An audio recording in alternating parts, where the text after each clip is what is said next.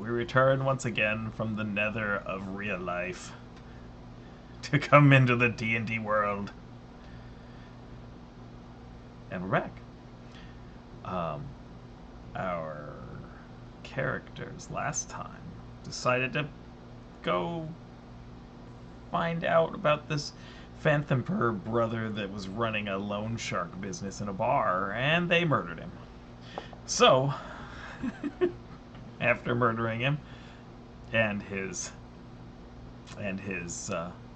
pet, and well, that's true. According to the Flaming Fist, you sure did.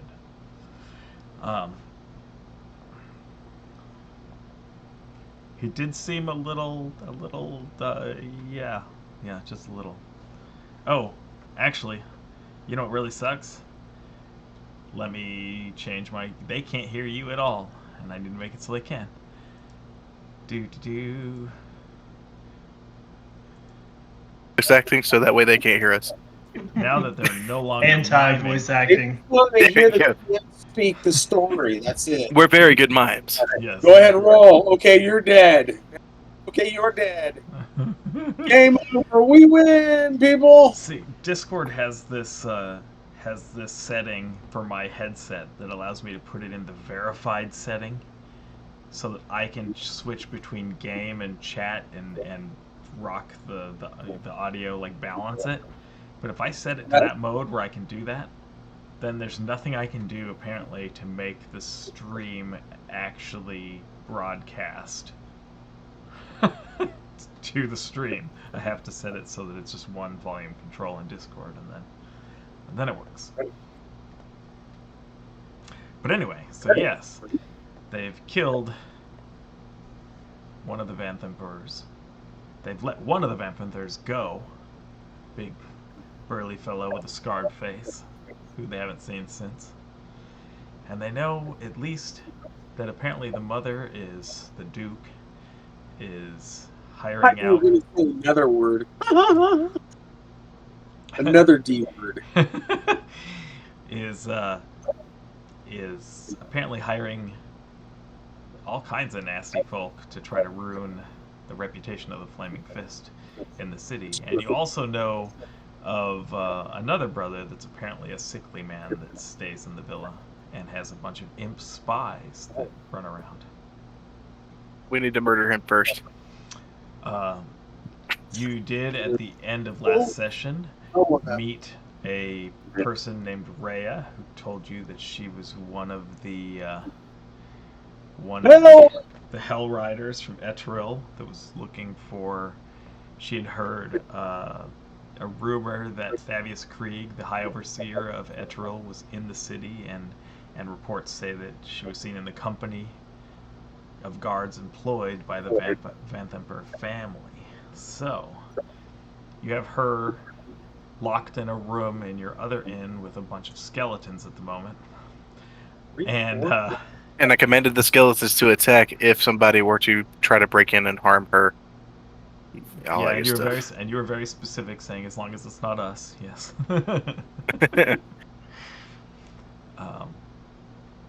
But yeah. So a housemaid's gonna come up there and clean the room, just get chopped.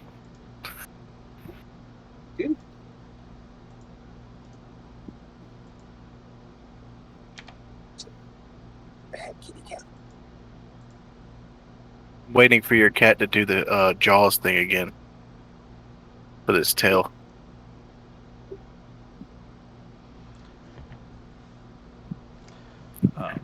She's too busy rubbing up on everything. What are you guys gonna do? We're going back to the Flaming Fists. Okay. Going to try to find Captain Zaj. Yeah, that was the plan. Or Zaj, however you want to say. Erwin's just along for the ride. He doesn't even know who the captain is yet. He was just told to go find these guys. It was the captain that told you. Oh, he doesn't know his name. We were going to ask the captain something for the girl, right? I don't know if you were going to ask anything for her. You had said you were going to report to him about the family and what you knew about them. Or did you? Or you were going to ask about that Well, we're going to give them an update on what was going on, and Yeah, let them know so- that we're yes. probably going to now. As soon as they find out what happened to the son. Yeah, and we were gonna see maybe if he'd give us some backup to go to their state, because they probably don't like us very much right now.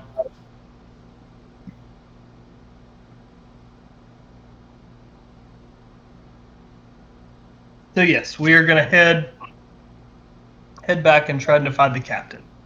Okay, make an investigation check for whoever's searching through the city to try to find the captain's current whereabouts. And I should probably, actually turn on the game log so I can see the roll. Investigation. That would be good. Oh, that's not what I want to do. Oh. Mine's not good, but I mean I can do it. I don't care. Mine's a Sorry, I had to get my chair off my headset wire because I couldn't hear anything for a second there. So we're doing investigation checks.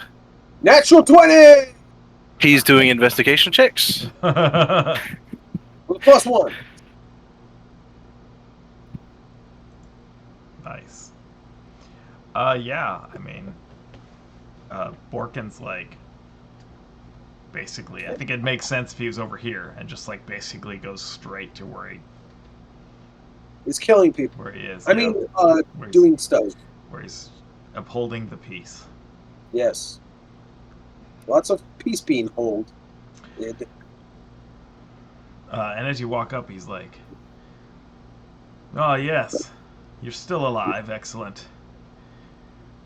Have you finished routing the city of this Dead 3 cult and all of its leaders?"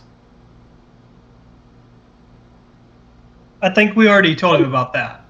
No, we haven't seen him at all yet. Yeah. No, Have we not? Uh-uh. Okay. This is the first time we've seen him since he sent us away. I'm Gerwin Thunderflu. Okay, so I give him the rundown of what we discovered about the Dead Three underneath the bathhouse, Owned by. and then who it actually is owned by, and that we went to find out more from the one son, and then we ended up killing him. I tell him that he was a pansy. So basically, just give him the rundown of everything. I don't. Is there anything we need to keep back, I mean, do you tell guys? Is there any details that you don't want me to tell him?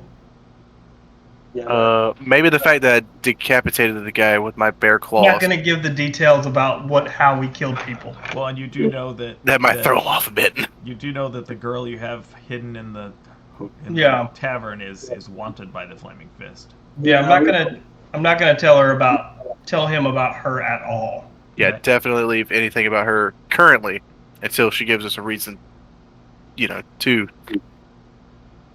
She may be the only backup we have to go and find this He, people. he listens to it all and goes, "Well, excellent. Sounds like I have the right people on this job. Once you're done routing out the Vanthempers from this city, come see me for payment."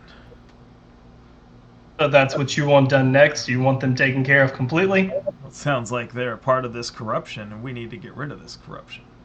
So yeah. Fine by me. But need some help.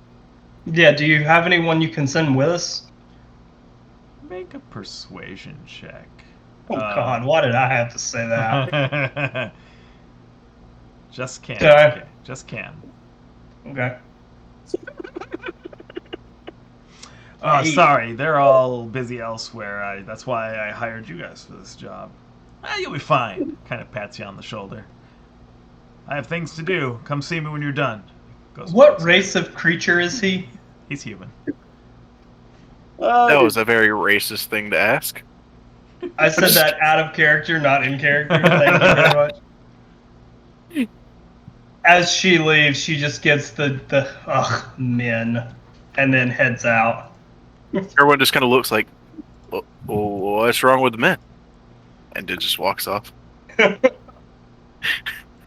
Okay. Do you guys need any supplies before we You see. Is a short rest considered supplies?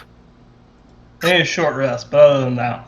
But that's just for wild shape purposes, honestly. Yeah.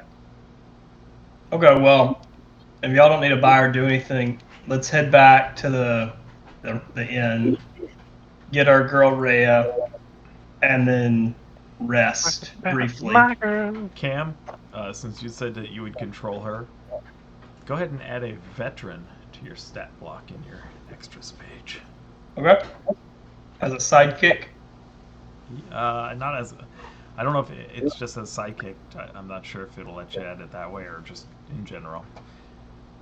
As Okay, what? as like an other. Just a veteran? Yep. Okay. Wow, she's fucking tanky as shit. Yeah, they are. I wasn't this specific whenever I said anything, and I should have made like a secret knock before they attacked. Go lay down. Hopefully they hear my. I'll just say something before I go in. My dog, I swear, he's getting old and he forgets he's already been outside. Me too. My kid goes and he forgets that he goes. He's like, I gotta go to the I bathroom. can- You just did. Oh. My kid will tell you she has to go, and then when you take her into there to the bathroom, she'll go, "Ah!" and have like a fucking Meltdown. meltdown. You just told me you had to pee. I know I don't. I didn't. I didn't say that. Then earlier she was like, I was like, come on, one more time before bed. No, I have to go. She went down and peed immediately. Then she was like, I didn't pee. I'm like, yes, you did. You most certainly did. All your imagination. Clearly. Alrighty, so you guys go to Imagine. you guys go back to the Elf Song Tavern. Go up to your room. Before entering, I say, "Guys, it's us." Then I open the door. Okay. They're just standing there looking at you. I command them, or I tell them. I don't want to say command anymore. That's a very strong word. And you see Rhea just kind of sitting nervously on the bed, like, I say, "All right, guys, move over to the corner. Give some room. Thank you for protecting the lady."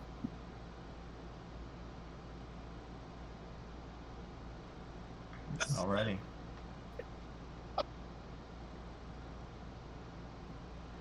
All right. I tell her what happened. That basically we're on our own to take care of the issue. Tell her that we didn't mention anything about her to the Flaming Fist Captain, but we don't have any more backup, so it's just us. And 3 skelly boys. I definitely think we should take the Skellies with us. Wonder how the backup would have. Yeah, handled exactly. the skeletons, anyway. For the Like, hey, who said you guys could have skeletons? No, she's not a Hell Rider at all. Don't worry about it, guys. She's just here. She's just a friend. She's just a friend. Talking about my girl. Would have just been like, they're with the fat man, not her. Jeez. Got a Hell Rider, a couple of skeletons. We pick up a Manticore. That man can protect himself from the. I could do with a Manticore. There you go. That would be dope. My shining moon sword and riding atop a Manticore. Yeah, I'd look heroic as fuck. Oh, just imagine if I was in bear form, just Just being held as the Manticore flies by. with the flamethrower mouth. Yeah, but you used all those potions up. I know. So We have to find more.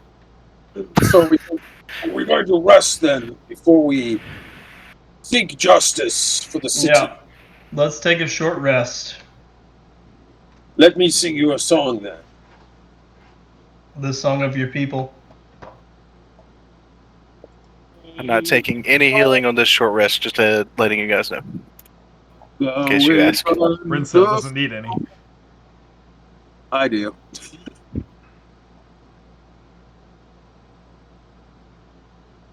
rest, and I'm gonna sing the song of my people for resting. The Bardic, no, what is it called? Song of Rest. Song of Rest. That's right. Very conveniently named. Conveniently named Song of Rest for resting. What's it sound like? Yep.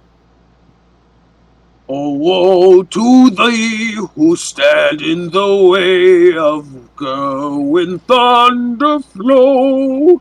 He prepares by resting to regain his strength before he blows down.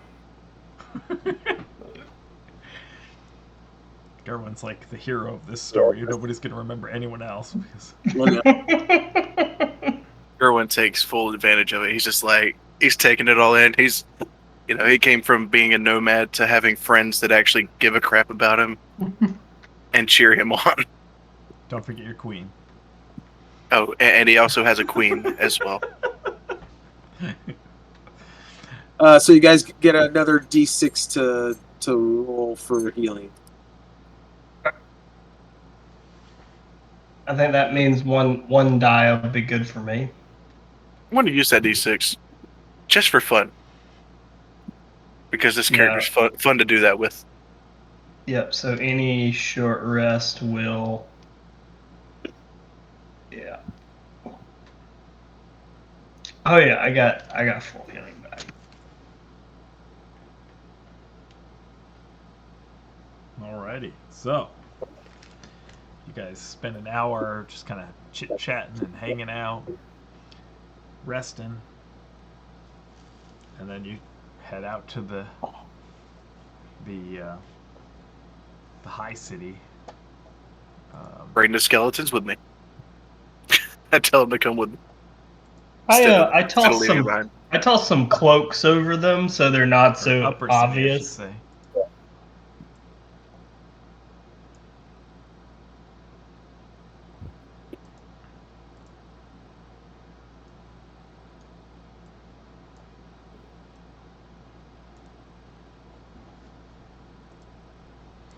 You get to the gate to the high city, and there are flaming fist guards there that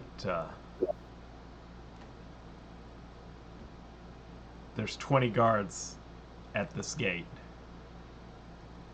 and as you walk up they're like, hold, there's no one in and out of these gates right now. We have orders from the captain, and I hold up my flaming fist badge. They're like, oh, well, in that case, go on through. And they open up the gate for you guys. As we get a little bit away, I say, well, that was easier than I thought it was going to have to be. Just smile and wave, boys. Smile and wave.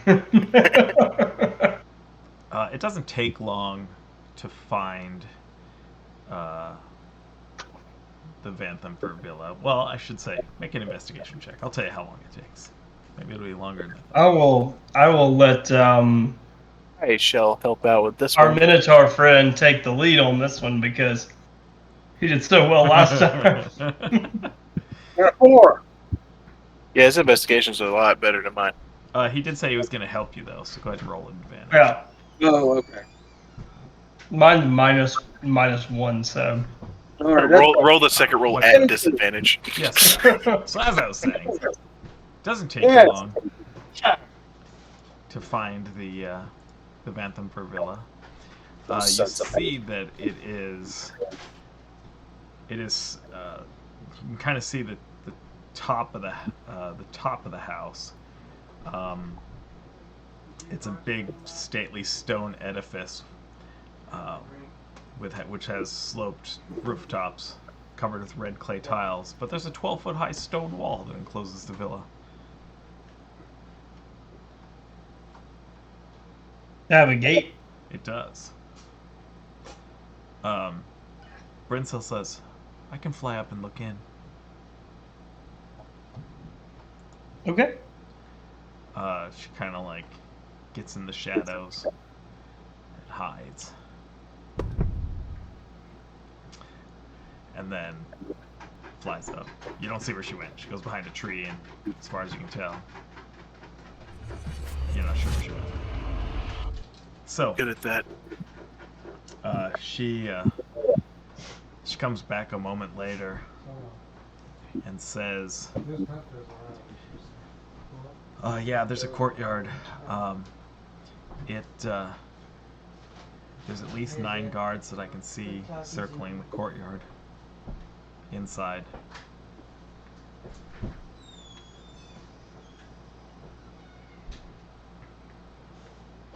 Let's make a quick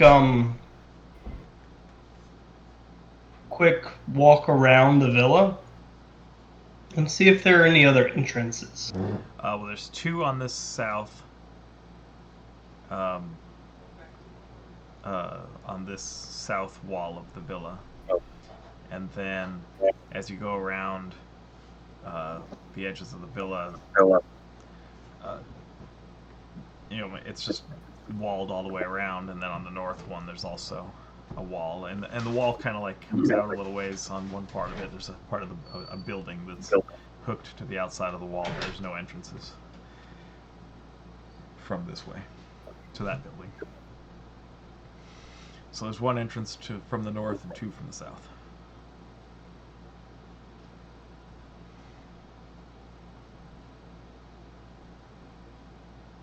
Should do this the gruesome way. I should turn into a spider, build webs on the entrances, and kill them all. That might take a little long time. Because they have to get trapped in first. Dinner time. I have a bad feeling about this whole situation. Yeah, I feel like it's almost like a setup. Or not even a full-on setup, just like a... They knew we were coming type of deal, so they really over-prepared. Maybe we should just ask nicely. Or they don't know it yet. What happened? Although he did have an imp. I don't know what that means. I think if he was paying attention, it's been over an hour now since then. The imp would have reported back, I'm sure, so he likely already knows. She and has likely told Mommy what happened. So I don't think there's any element of surprise left. The question is, will they just let us in? Or are we just going to have to fight our way through? Well, How one far of us away could sacrifice themselves to go in. from Well, the- thank you for volunteering. That's so sweet of you. How far away are we from the gate where the Bulls guards She tells you that they're spread out throughout the whole courtyard. Like, No, I meant the to the gate where all the flaming fists were. Oh, you're quite a ways away. Okay. I mean, it's like you go past the gate, kind of up a road. You go through a few courtyards, and then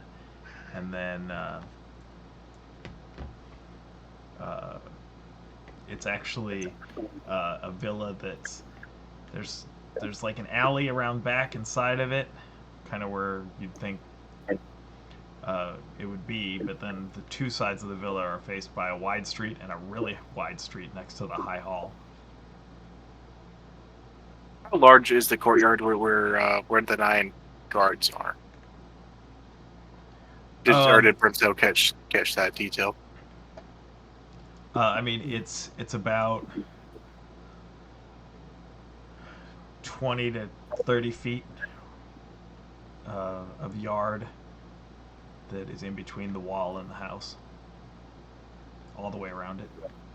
I mean, it varies. It changes size because of the house shape, but it's a good bit. So is it just 9 guards out around the entire outside, or just on the? They're patrolling. They're patrolling in groups of 3. I was about to say it kind of sounds like this, like 3, 3, 3. Then Okay.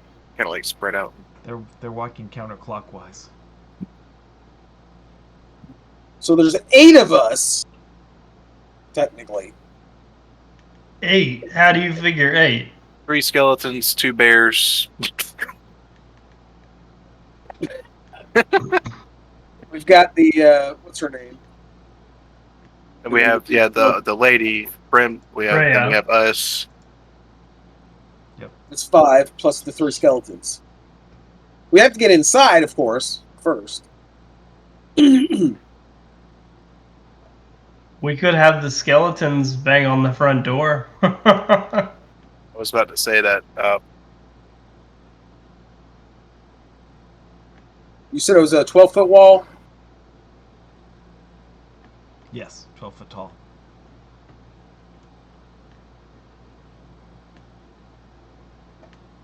One of the skeletons walk up to the gate and kind of take their sword and go back and forth through the bars to draw attention. What And then bars? also hide. Like Is there a way that you The can gate. open? They're big From the wooden inside? doors. Oh, they're wooden doors. Yep. Sorry, I thought it was like. Sorry, I was imagining the wrong thing. I was thinking of big like wrought iron gates. Yeah, that's what I was No, thinking they're just too. big giant wooden doors that are the height of the wall.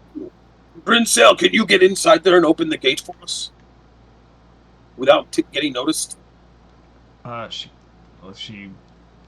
Sure, I'll try. And she hides. Which gate would it be at? I don't know, which one do you want to be at?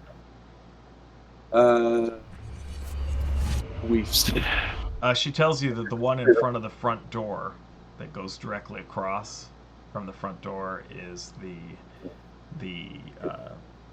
one of the gates on the south wall, and it's the one closest to the corner of the 2 streets. So it's the southeast gate essentially. It's the one closest to the front doors.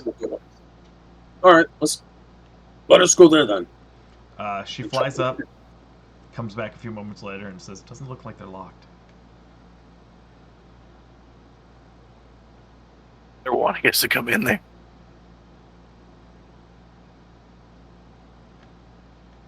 Okay. Can you so they're moving in groups of 3 counterclockwise around the house. Yes, and Is there right now there's a group that's almost directly in front of the gate. so can you tell us when the group is past and we'll try to sneak past it up to the front door? Yeah, Sure. because there should be a pretty big gap in between surveillance. Yeah. Since there's not 4 groups, because if 4 groups, then it would be like equal on all 4 sides. So there's a pretty large gap to cover all of the circumference. She goes up to the top of the wall where you can see her. She's just kind of peeking over the wall. And then, after a few moments, goes. Like, waves at you to go. Go ahead and make a group stealth check for me, including the skeletons and Rhea. How do we do that? Just make a stealth check. Oh, and I have Everybody armor roll. that has me at disadvantage. I did too. Well, here's myself with disadvantage. 15 with disadvantage. Heck yeah. 6. Now the skeletons, let me look and see what their I have a disadvantage too. dex is, so I can kind of calculate that.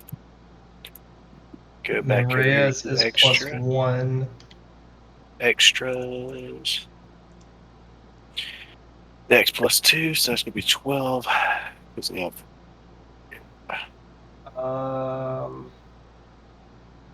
what armor? They have armor scraps, so that's, yeah, it's just going to be 12. So, let's go 8 plus 2. Rhea would also have disadvantage. One Skelly boy got 15. So Rhea rolled a 9. I rolled a 6. Oh, actually, First one got a 17. Second one got a 15. Sorry, I forgot to add the +2. Ray rolled a 9 total. Yeah. And then the last scaly boy got a 22. Natural 20. Okay. Your skeletons are quite quiet. Yep, so 17, 15, 20. I got a 15 myself with disadvantage. There we go. That was all my rolls. Okay. All right. So you open up the door. You see that the guards. You can see them just kind of turning tail and starting to walk around the building, and you can hear like the three chatting coming down the side of the yard towards this door on the other side. So you got this little window to basically run straight across and see what you do at the front door of the building. So, what do you do? Did we do that? Front door. Okay. I guess. Twinkle toes. Yeah. Put Bryn in the front of the line, and when she get to have her check the door when she gets to the front. She goes, and it just opens right up. It's not locked. Get everybody in and then lock the door behind us. Yeah. Okay. So you go in. You lock the door behind you. We're going to forget about all these guards on the way out. It's going to be hilarious. Let's be fun. It'll be fine. We're gonna set a fire before we leave. And you turn around to see this decrepit older gentleman wearing a suit standing in the hall behind you. And speaking of which, the hall that you're in, apart from the main entrance, this room has no exits, or has 2 exits. Sorry. A plaster shelf lined with ornate vases circles the room at the height of 9 feet, and spread across the flagstone floor is a 10-foot wide, 15-foot long, exquisite design rug depicting a royal coronation. There are 2 tapestries that are hanging on the walls that depict. One of them depicts a dragon flying over a ship, and the other one are pilgrims on camels.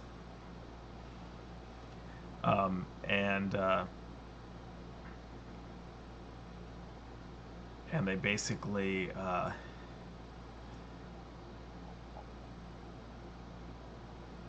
you just and the doors are, by the way, they go east and west a little bit away from the front door, like 20 feet. But as you walk in, there's this old decrepit gentleman, and he's just like, excuse me, you are not welcome here.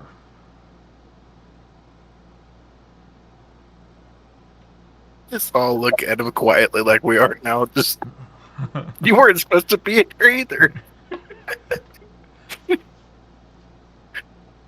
I ask you to please leave immediately.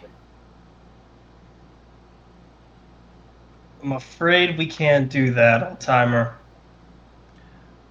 Well, I'll have to call the guards then.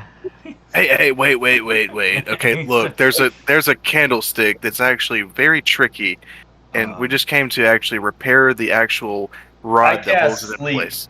Okay. What's the radius on sleep, by the way? I cast 20 distraction. 20-foot radius, so essentially, or 20-foot diameter. Radius is a little circle. Okay. So essentially, it would pretty much take up most of the room. All right. Okay. Puts everybody to sleep. Well, I'm gonna. it's not gonna Well, put you I'll guys say to that I'll say that I put it kind of on the back wall, Well, so no, I it mean, like. you can. I mean, it wouldn't affect you. I mean, I'm pretty sure you can not affect yourselves. All right. He intentionally puts Kerwin to sleep. I'm pretty sure. Wait, how does it word it? Does it say targets you can see, or is it just a radius? Creatures within 20 feet of a point you choose within range are affected in ascending order of their current hit point. Okay, so yeah, you probably would have to put it just outside of you then, which is fine. And then undead and creatures immune to being charmed aren't affected by the spell. Oh, yeah, it's me. No. All Gerwin, my mighty Gerwin. Let it flow, let it flow, let it flow. Thunder. What is the 5d8? There it is. Namira cast sleep. I cast distraction. Your candlestick's broken. Ugh. And he'll just Only drink 13 hit points. Okay. He's old. That's all he's got left. Yeah. He just goes, oh my, actually. Falls over. Clunk. Is that the brother we need to find? We didn't I get don't to ask think him. so. And then, each of you here. Actually, what's your marching order to begin with? Obviously, I think you're in the front because you just cast that spell, Amira. Yeah, I mean, I'm probably just right there. I mean, we're probably all kind of like just inside the door. Well, Yeah, just kind of like making our way in, So who would or be had just closed it. like, because it's like a 20 foot wide room by 25 feet long, right? So you guys, there's 8 of you, so you're pretty much taking up like the big chunk of that first part of the room. I would assume that the party members are in the lead, like the first 4 slots essentially, and then the skeletons and Rhea are behind. Sure. Yeah, Okay. because the skeletons would have to. I would tell them to follow me, not to lead me. So that would make sense. Until you tell them to.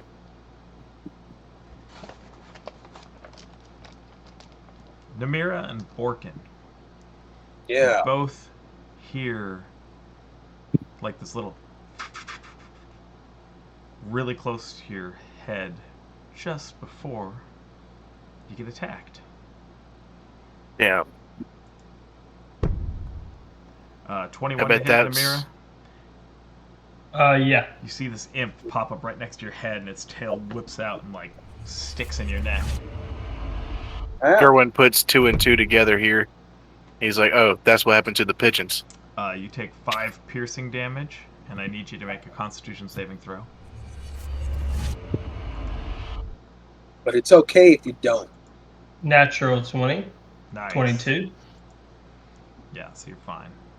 Well, you take 6 points of poison damage.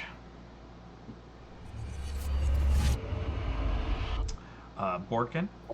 Whoops. How much blood piercing did you say it was? It was 5.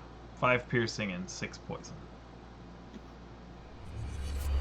And then Borkin, technically it's at advantage because it was invisible when it attacked. But it didn't matter because it hit you the first one anyway.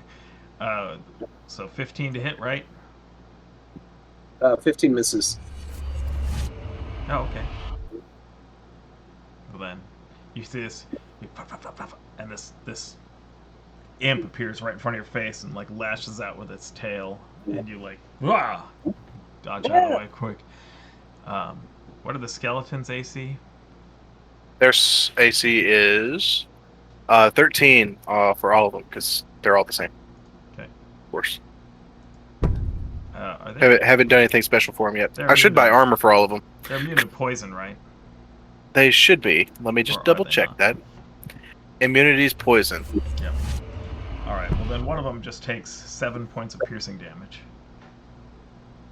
I'll choose Clayton to make it easy.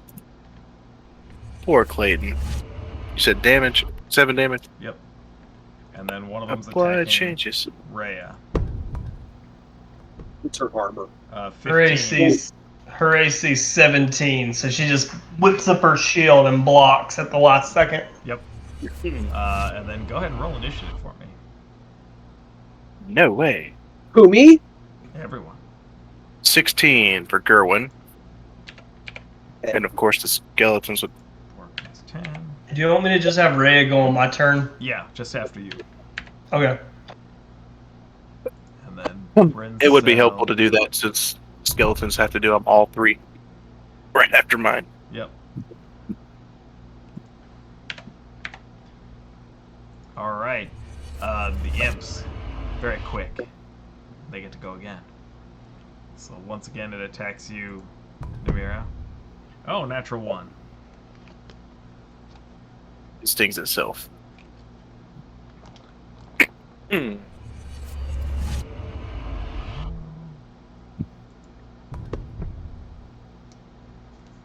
All right. It kind of like gets caught up, like its wing gets caught up in your clothes. It's like flapping by your head, and it misses, but doesn't have any ill effect. And then Porkin is attacking you again. Dirty son of a... Natural 1 again. What the Ooh. hell? Oh my Instant god. death! Alrighty. So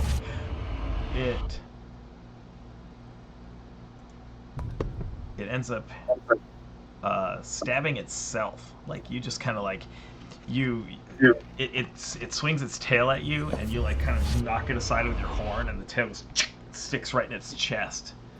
And it's like I'm tired of being attacked! Enough! and yeah, it looks hurt. and then one of them attacks the skeleton again. 11, that misses, right? Yeah, 11 misses. And then 1 actually still goes after Rhea. A natural 1 again. Oh my god. Okay. This is gonna be a great night for me rolling. It's a great night for the players. Jeez.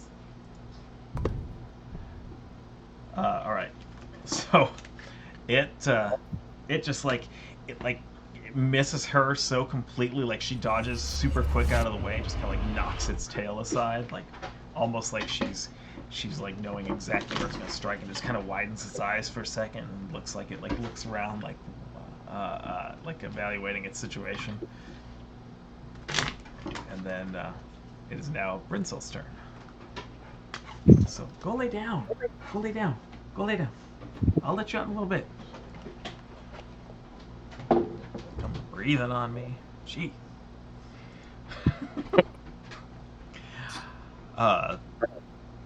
So she sees that Namira got hit first, and so she throws her dagger at it. Oh, just barely hits it. Or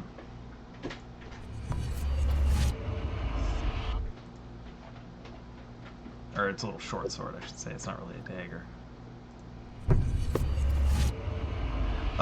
So she like whips out this dagger, and you see the imp just kind of like, it gets like a dagger straight in the middle of its, like this little short sword goes straight into its head, in the forehead, and then disappears, and the imp falls to the floor, dead, with no visible wounds.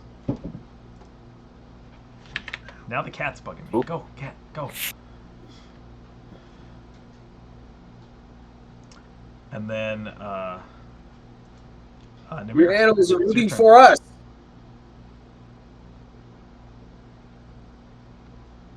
You're up, Namira. She has to take a drink, all right? Calm down.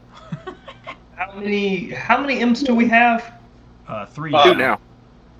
Okay, Oh, 3. Sorry. So the one that was directly on me is gone, right? Yep, Brinsel killed it.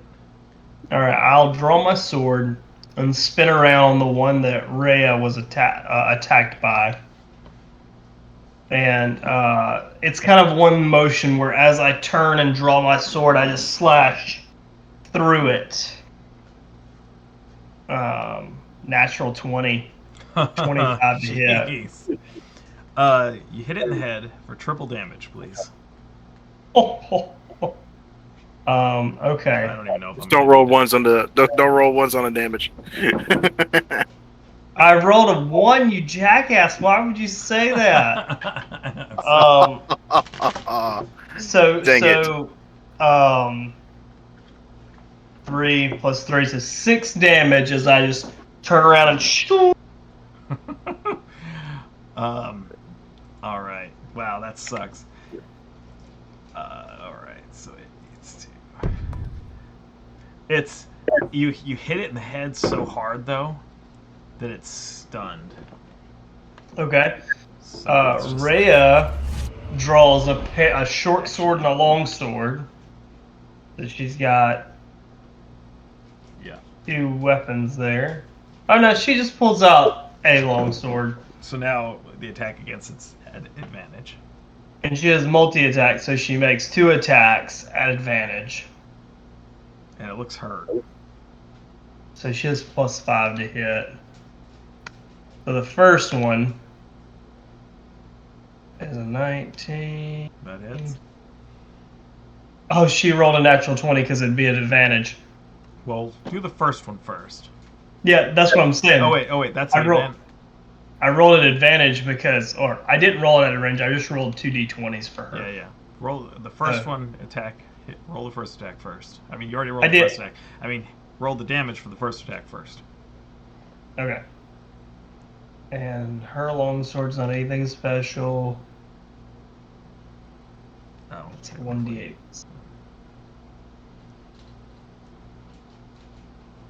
She rolled a 7 on the dice +3. So 10.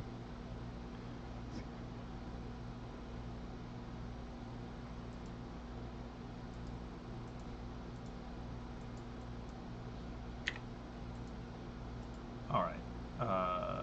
So she did 5 extra damage. Okay. So it's still alive. So go ahead and roll the damage for the second one. Okay. With well, it's a. Oh, jeez. It's still stunned, right? It's still stunned. Oh yeah. Wait. No. Yeah, I got advantage. So that was a natural 20. Yeah. Yeah. So okay. So what was your damage roll on that one? 7 on the die +3. So it was actually, and she gets D10s or D8s. D8s. So it was actually 8. So she got 1 extra damage. So it didn't really Okay. make a difference. Alright, so then she's going to attack it a second time. Yep. And sorry. I'm guessing, misses. Yeah. Okay. So it's kind of dodged out of the way. It's looking really hurt though. You notice that it has really tough skin. That when you hit it, your sword's not. Is your sword magical? Considered Who's magical? mine? Yeah. I think technically it's magical. It is a common magic item. Okay. So technically So, yeah. magical. So yours is magical. So yeah, it's looking. No, it's dead. It's dead then. Yep, it did. Did So she killed it. You did. I halved your damage because I forgot that your sword was magical. So I just wasn't thinking about it being magical. Okay. So yeah, it dead now. It wasn't dead when you attacked it the first time, but Okay, I got you. Her second attack, it killed it. Okay. So me and Rhea kind of go shoulder to shoulder with each other, looking at the last 2 imps. Okay, Gerwin, you're up. so the ones that so there's 2 left or what? 2. One that 2 was left. on your skeleton. Has either one of them been attacked yet? One attacked itself. I want to attack that one with Thorn Whip Okay. with a 6 + 5, 11. It's quickly skirts to the side and dodges you and kind of goes. Oh, that's okay. I'm going to attack him with all 3 skeletons. Okay. On the one. On the one, yeah. One of them's liable. Two of the skeletons can hit it. The third one, you'd have to have 2 skeletons switch places. Okay, so I'll do two on one, and then the other on the other. Yep. And it will get an attack of opportunity as it leaves the space. So, let's see. On the short sword, it's +4. So one rolled a 7 + 4, which is 11. Another rolled a 8 + 4, which is a 12. Then the last one rolled a 9 + 4, which Alright, is so a 13. while the one that's swapping out to hit that one, the imp gets an attack of opportunity when it swaps out of the space and rolls a natural 1. Amazing. Okay. I did damage without doing anything. No, it just missed horribly. It just misses. But anyway, so the last one does hit it. Cool. Like dodges twice. What was that? Crap. It was a can't remember. Short sword is a D6. That's what I thought. I just wanted to make sure. So it's a D6 plus.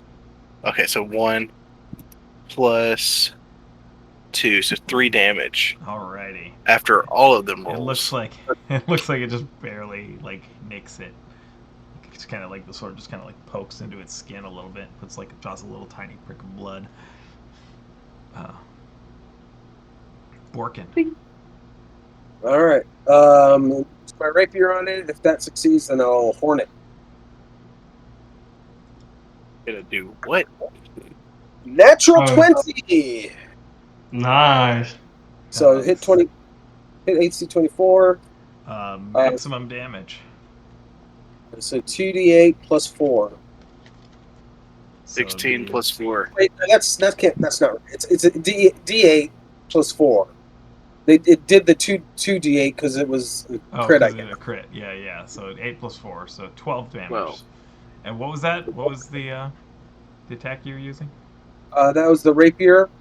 Okay, so that did was 6 piercing. damage because it's not magical. But Yeah. that was enough to kill it because it had already hurt Okay. itself. That's So- right. That's what he gets for hurting himself. Or something. So you feel it's like thick skin kind of start poking into it, and then you're like, "Is this gonna?" Oh yeah, okay, good. You going there, Nick? Okay. You have anything else you want to do? Oh, if he's dead, then I'm not gonna. I can't reach the other guy. He's not within 5 feet. Yeah, he's surrounded by skeletons and Gerwin. There's a chicken under. There's a Is it chicken on their head.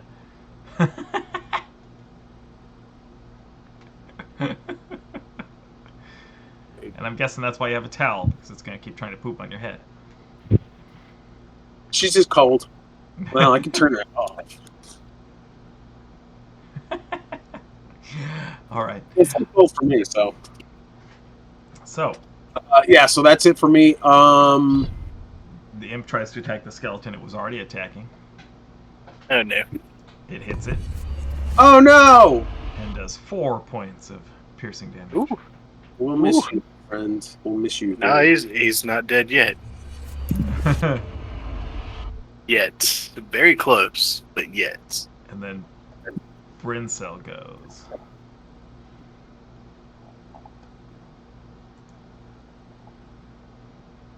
Water chicken on your head? No. Okay. And she misses. She throws the sword, and it goes shing, and like goes past him, and then just kind of disappears. This last imp's gonna be God mode because we're gonna keep messing it. Yeah, Namira. I move up. You can't really get to it because you're all surrounded. There's skeletons surrounding it, and then Gerwin's next to it. On that. Well, then I kind of take a or step actually, back. technically, it's Borkin that's closer to it, and Gerwin's one step in. So, Well, I kind of actually take a step back then, and I point my sword, and there's this little flash of flame, and I cast Sacred Flame. okay.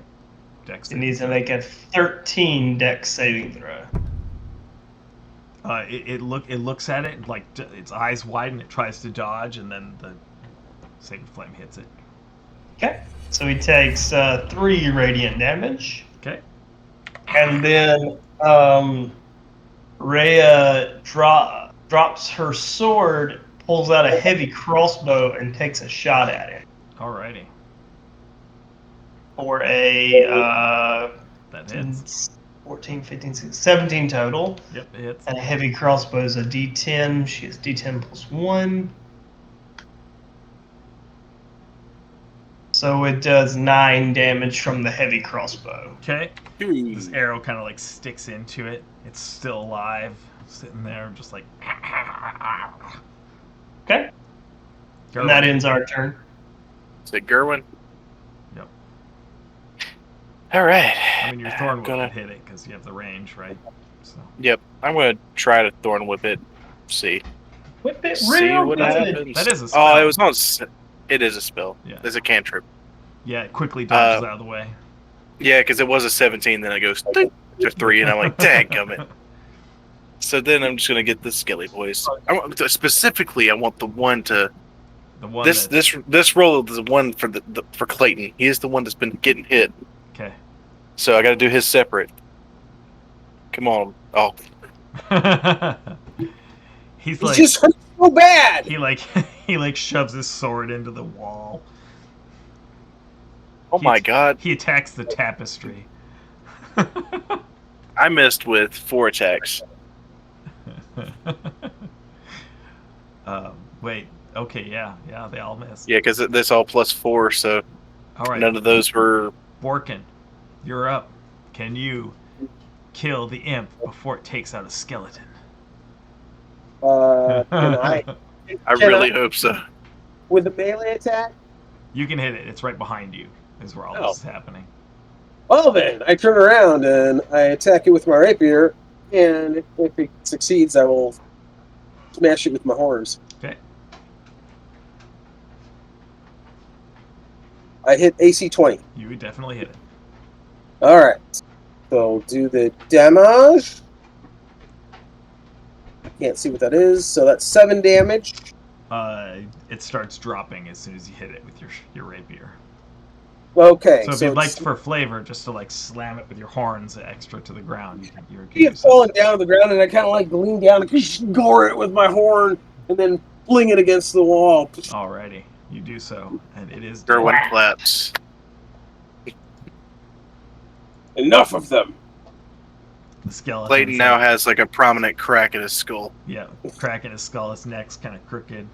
Oh, poor guy or girl, whatever it is. Clayton. Well, I named him Clayton, but that's because I can't tell what he is. Clayton You can see Bigsby. that they came down. Apparently, there were all these vases on a high shelf around the top of the room, and it seems like they were on that shelf when you came in. They all swept down and attacked you. Those bastards. So should we do anything with this old guy? Like tie him up or something before he wakes up? No, I don't want to harm him just in case he's actually innocent. I'm gonna tie him up and gag him. I No agree one- with that. Our business here. I I'll, used the rope. I hand the rope out of my pack. And see, I could try to tie the knot, but I'm not. Well, I don't mind. I'll tie him up, and while I'm at it, I'll check his pockets for keys or notes or anything else. Okay. Go ahead and I was thinking about doing that with the do guards that were a outside. Dexterity check just to see how well you tie him up. In that case, I should have done it. Can I get some help? I will help you out. Because I saw it, and it went 7, 19, 17, 3. You're like fumbling Yep. with this this rope. Mine was a 5 because it went from a 19 to a 16 to a 3. Let me do Oh, something man. real quick. D&D Beyond has its favorites on days. Princel's like, do you guys not know how to tie ropes? Well, I do. I'm just not with it today. Clearly not. Let me do it. Okay, you do it. We'll see how well this goes. Watch she rolls. She- Wow, my God. She's like, there's got to be something wrong with this rope. It's stiff. I'm used to ropes that are made of silk. This one, I don't know what it's made out of, but I don't like it. It's the silk. Clearly, your majesty does not know how to handle lesser materials. I say very sarcastically. That's right. At the end of this Take control encounter- this. Um, Gerwood says, I should have probably kept my butter in a separate container from the room. Can you not tie up an old man? Have a sailor have a chance at it. you're gonna All try right, to- here we go. Why not at this point? I swear, if he rolls something low, this is going to be the funniest thing It's a ever. We're one, just going he to end for the unties night. Oh, Why did you end your D&D session early? Wow. Okay. I feel like Rhea is standing there and she's just like, you guys are idiots. Let me do it. Oh, God. At this point, we could get the skeletons to try too. She rolled a 5. She rolled a 5. You're all like, you've got this, like, it looks like the messiest knot ever. It's like this bundle. You've managed to use the entire 50-foot chunk of rope, and it's just kind of like wrapped around him, and you're hoping that he's frail enough that it's just not going to work. I turn into a giant spider and web shoot him. Don't do that. Don't waste Nah. a shape change. All right. Maybe there's somewhere we can throw him in. Does he have a key on him? We can throw him in a room and lock him in there. Yeah, I was gonna check his pockets for stuff. There are no keys on him. Oh my Okay. god. That was my plan before we had done this. I was going to say, hey, I could turn into like a And there's little bug and there's get the two keys doors. out of their pockets. There's 2 doors leaving this room to the east and the west. Should we? And there's no, like, as far as you can tell, one of those could be a closet, but other than that, there's like nothing, nothing in here to really. It's like an open foyer, so there's nowhere you can stash him even. One of the skeletons drag him along. Well, we locked the door behind us, so nobody's gonna come in front of us. I command Clayton, the one that's been damaged, to hold on to him. And don't let go. Just have him drag And him don't around. attack anything. How long does the Yep. sleep last? Is that an hour? Is it a Hour minute or per an hour? I thought it was an hour. But I could be wrong. For sure. Let's see. I think it's only a minute. So, in all the time you guys are tying him up, he's like, all of a sudden he's like, what are you doing? Yeah, it is 1 minute. And just because. If he rolls a 1 on his freaking He's like- strength check, I'm going to laugh my butt he's like, off.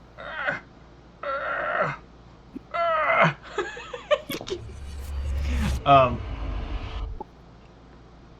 Yeah. And he does not get out, I assume. No. Yeah. What do he roll, like a 1 or 2? A 7, actually. Which is still I put- lower than the highest roll that you guys had. Barely. I put my sword right to the tip of his chin and I say, listen, we don't want to kill you. We don't really want to kill anybody. But if you don't stop wiggling, your retirement's coming tonight.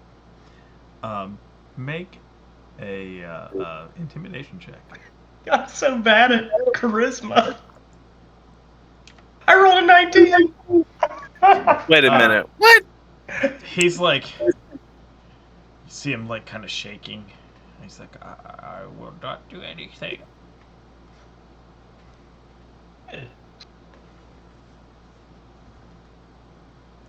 All right, That could have gone way worse than what it actually did. while we're here, So he's Where got this would we 50 find- foot of rope wrapped around this guy. It doesn't even look like it's really tied. He'd probably trip over it if he got loose.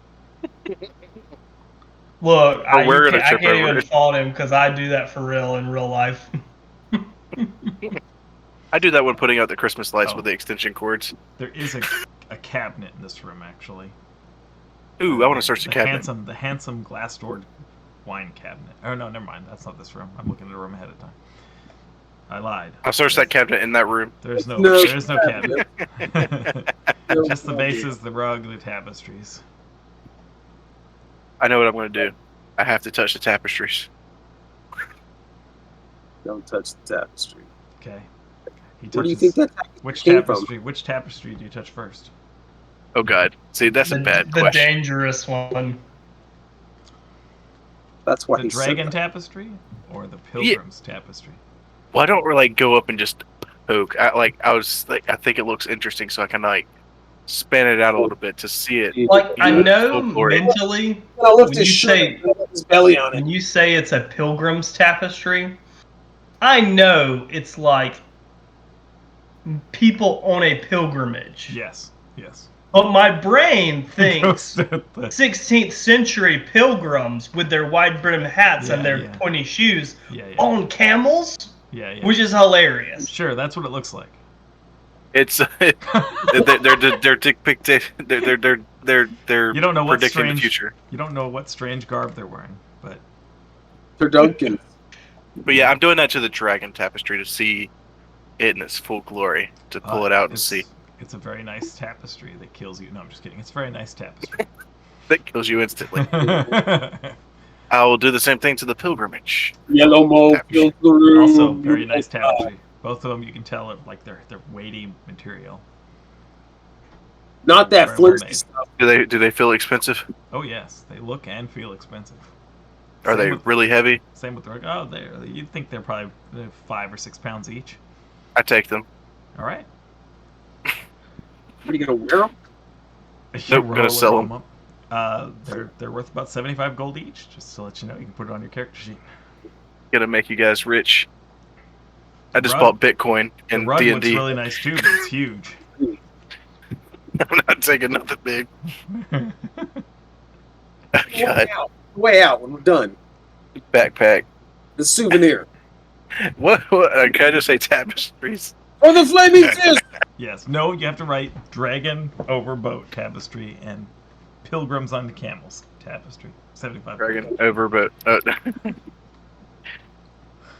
tapestry. Maybe I am not somebody may spelling be ta- like, "What's this weird tapestry? I'm not paying 75 gold for these weird dressed people."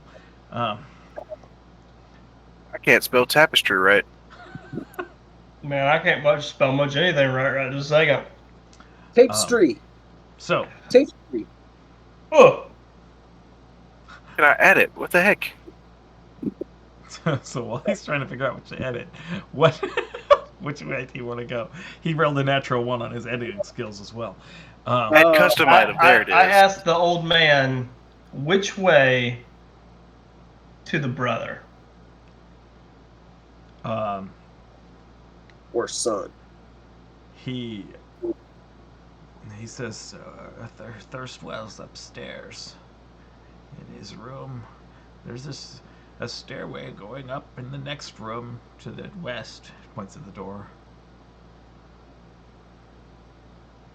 And the mother? The Duchess?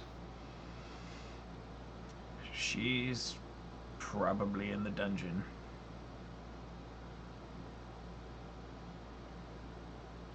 Which is which direction? Oh! The quickest way would be to go through this door to the east through the servants' quarters, and then out that door, and it would be the second door on your right. I believe it goes into there. Thank you. So I added both of them and just gave like both of them together in like one combined thing, a worth of 150 gold. That's fine. So that way I know together. I'll punish you later for such insolence. Just kidding. How dare you, you bitch. It was the easiest way to do it. You couldn't write tapestry, could you? Okay. I'm gonna go ahead and Go to the drink wall my curtain. potion of healing. You're Because gonna I use it? took a decent amount of damage that fight. Okay.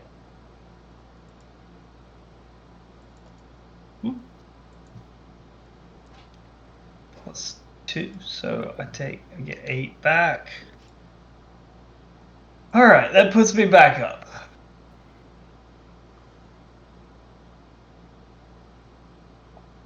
Alright, do we go after the mother first or do we go after the brother? To the brother! I would say the brother first because he may be weaker than the mother. He has imps! Or, yeah, imps. Imps are a pain in the butt. These motherfuckers But are gonna banish us to the oblivion or whatever. I thought that's where we were trying to go. Not on purpose. Thought that was the final destination. Who knows, man? Who knows? Your character's burned in hellfire and brimstone for thinking such things out of character. Anyway. Alright, well, I guess we go west to look for the brother. All right. You open this door, and you immediately, inside the door, see You this. sound so excited, man. That's never good for the players. I'm going to go ahead and roll a new character. You see this stately, rounded, barrel-shaped woman in fancy That's a garb great description. standing right inside the door, holding a bob-tailed, scarred cat with wings. Oh, what? Hey, it's Lily from Airgrim. Barbed-tailed cat with wings? Yep. It's got a dress on. Bobbed tail. So it's got Yeah. no tail, and it's scarred and it has these wings. And Man, this bitch's arms are jacked. What the hell? she's very large, very muscular woman, just sitting right there. We just walked in on the barbarian queen. Come on, man. This is the real owner of the WWE And franchise. She's about to put the smack down. Namira, you're in the lead, right? So this, Okay. yeah, and this startles you. Yeah, it startles me, and I'm not even there. How tall is she? She is. 8 feet Because I'm tall. only like 5'2". I'd say She's she's 8. I'd say she's taller than you then. It's 6 feet tall.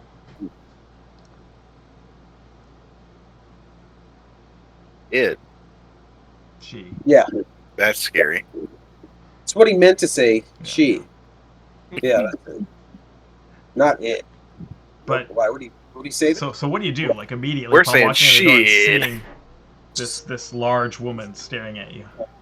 Just deck her. You know, Punch her if like I we were did a in the little first bit place. younger, or if I were a little bit older and you were a little bit younger. No. I was in the middle of spelling tapestry No before I said response. D&D Beyond. It No went. It literally found tapestry and beyond. Sorry, didn't mean to interrupt. No response whatsoever. The cat isn't moving. She isn't moving. And it takes you just a couple seconds to realize that this is an extremely lifelike wax statue that's 6 feet tall. That's not creepy at all. Better than the other, which would be her being alive. And you set a candle at the base and let it melt slowly.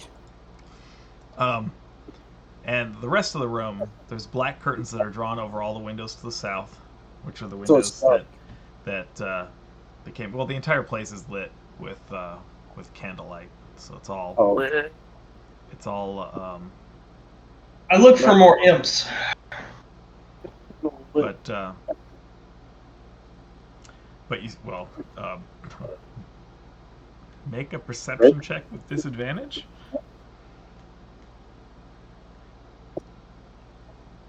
find your imp. Yeah. Nice. Fuck yeah. You don't hear anything. You're thinking you're pretty good. Okay. You do see in this room that there are. The room is kept dark and cool because the windows are done, and you see a maid on this dusting the staircase banister essentially as you look north, and you see that this whole area is a gallery that contains an eclectic collection of tapestries, paintings, alabaster busts on pedestals meant to impress people. And wax figures. It looks like the best way to describe this room is it's a collection of haphazardly assembled items that would be a testament to bad taste. Okay.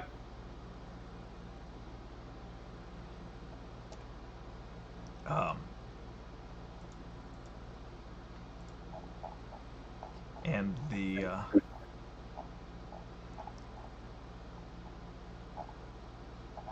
went too far. How dare you?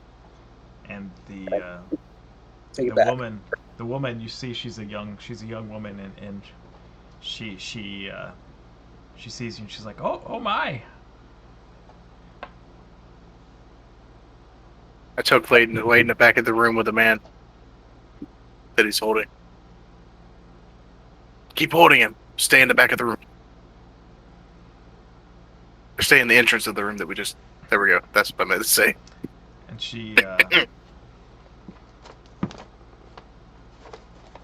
I'm sorry to bother you, love. We're looking for the man of the house, Thurston. Isn't that his name? if you can call him a man, he's like half a man, but I don't want any trouble. He should be upstairs in his room where he always is. Okay. You can go about your duties then. Thank you. Okay. She just continues like nervously, like dusting. Okay, tell Clayton to keep going with us. Yep, let's go while the getting's good. So in this room, when you walk in, there's a door almost straight across from you to the west. There's a double doors a little bit further north along that same wall, also heading west. There's a door to the north right at the base of the stairway. When you walk past the statue, there's like a little like wall that sticks out, and the statue's there. And then on the other side of the wall, there's a wide hallway heading east, just a couple like 10 feet or so, that has double doors heading east, and then there's the stair going up. I guess we go up, right? They said he was upstairs. Yeah. Upstairs in his room, yep.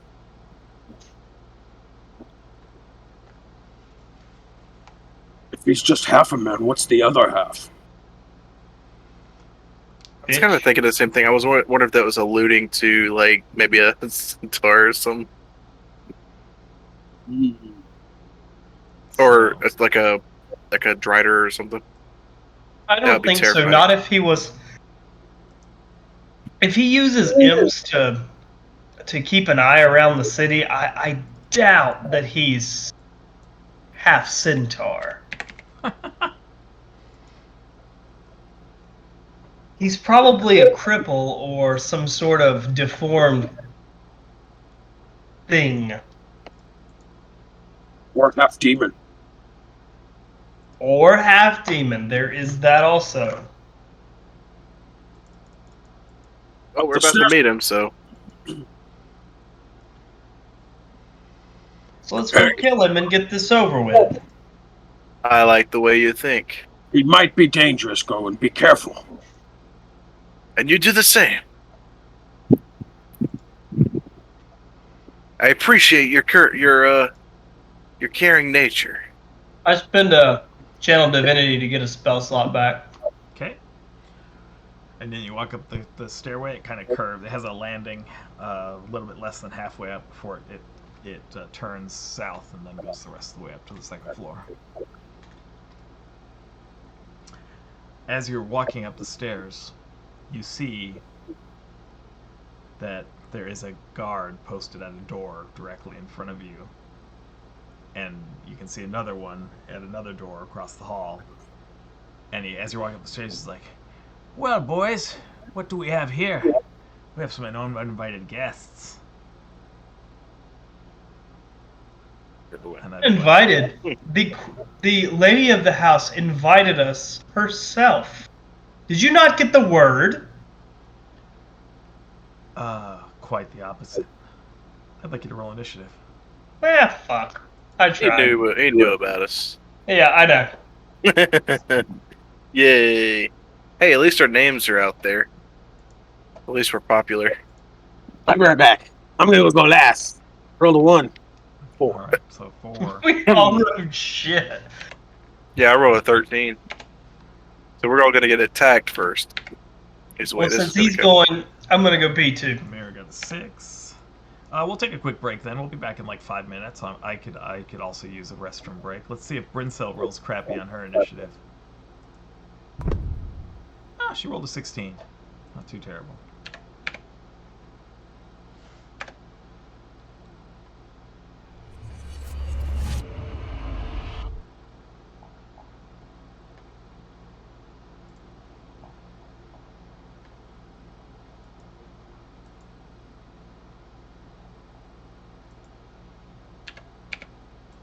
All right, we'll be right back.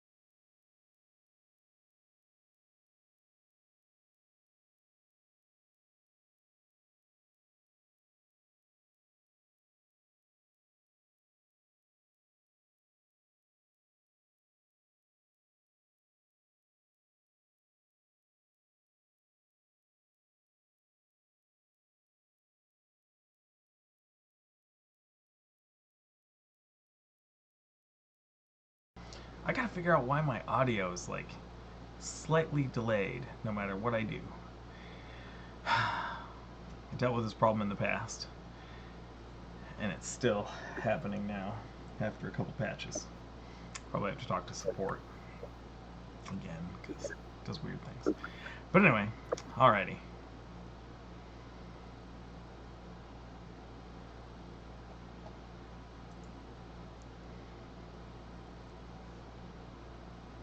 So, you guys have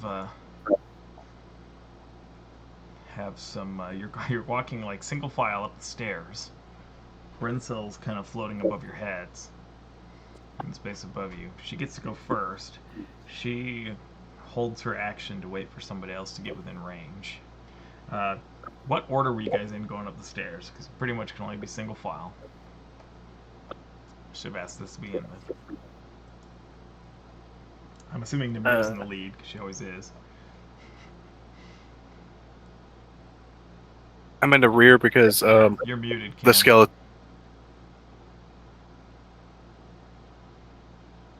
When your shield is as big as mine is, you're always in the lead.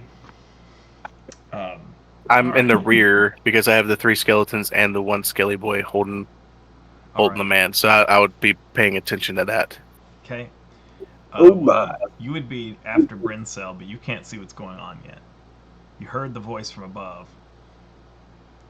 but you're around the corner, so you can't see yet. So there. So, and unfortunately, the guards go next. So, you see the one run up to the top of the stairs to block you from getting up any further, and then one of them kind of runs up to the space right next to it, and then 3 others run down the hall toward it and like raise their their crossbows. I believe they have. Oh no, they have spears. So they kind of just get ready.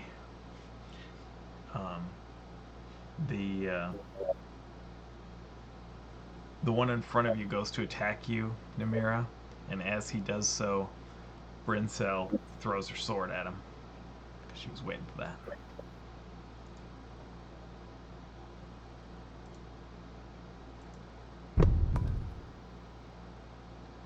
Definitely hits. So he runs up.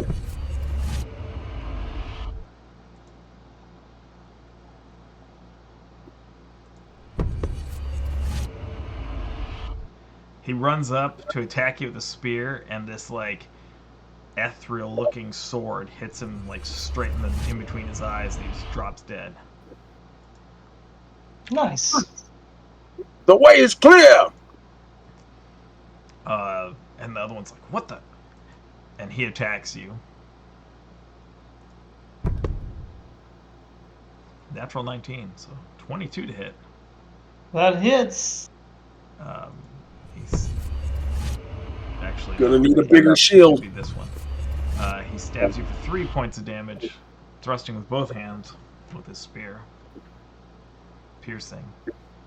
And then the other one runs up and kind of like steps over his buddy, and it's like, "How dare you!" and goes to attack you as well. 14, so that one misses. Paying attention. The other two just kind of flank behind them, getting ready to get you. And yeah, so that brings it to you, Namira. As a bonus action, I speak a word and in a very odd tone and cast Shield of Faith on myself. Okay. So that boosts my AC up to 20. And I use my shield to kind of push the guy's spear to the side and drive my sword straight into his gut. Okay. For a... The one directly in front of you that took the other Yes. That hits.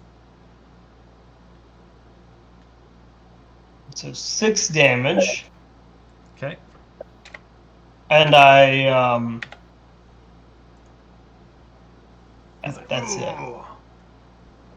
Still alive. Borkin. Since I'm behind, I don't think I can reach with. They're like right behind Namira, and Brincel's above your guys' heads. So I can see one of them though, right? Yeah. Or both of them. Yep. You So- can see them. I guess the guy on the side, who was up there initially, next to the guy that got killed. Yeah, he'd be a little bit, from your perspective, partial cover, but you can see him. I was just gonna cast a vicious mockery on him. Oh, okay. Bitch. Or... It's like stand fast and die. Uh, We are unrighteous. It's a wisdom saving throw, right? For that? Yes, A 5. he fails. So he takes 2 damage from that, and then he is at disadvantage. Doesn't he have to On run his- too? No, that's the Oh, that's the other dis- one. That's the dissonant whispers. Yeah. Yeah. Yes, he's just like, but he has disadvantage on his next attack. Yes. Okay. Alrighty. Well, that brings us back to Brincel. She attacks the one that Namira attacked. Again. Well, different one, but yes. Hits. 6. 4. 10 After points you- of damage. After you go, I guess I need to make Rhea go real quick. Oh yeah. She's I guess she's right behind you, and then That's Borkin's fine. behind her. But either way, Borkins can still see. So Yeah. Brincel hits, and that one drops on top of the body of his buddy.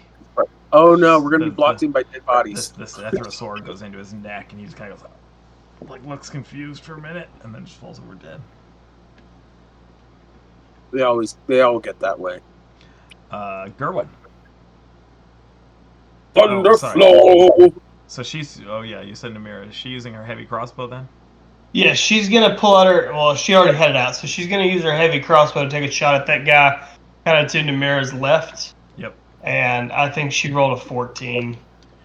He brings up his shield. Well, actually, no, he was wielding it two-handed, so that does hit. Okay.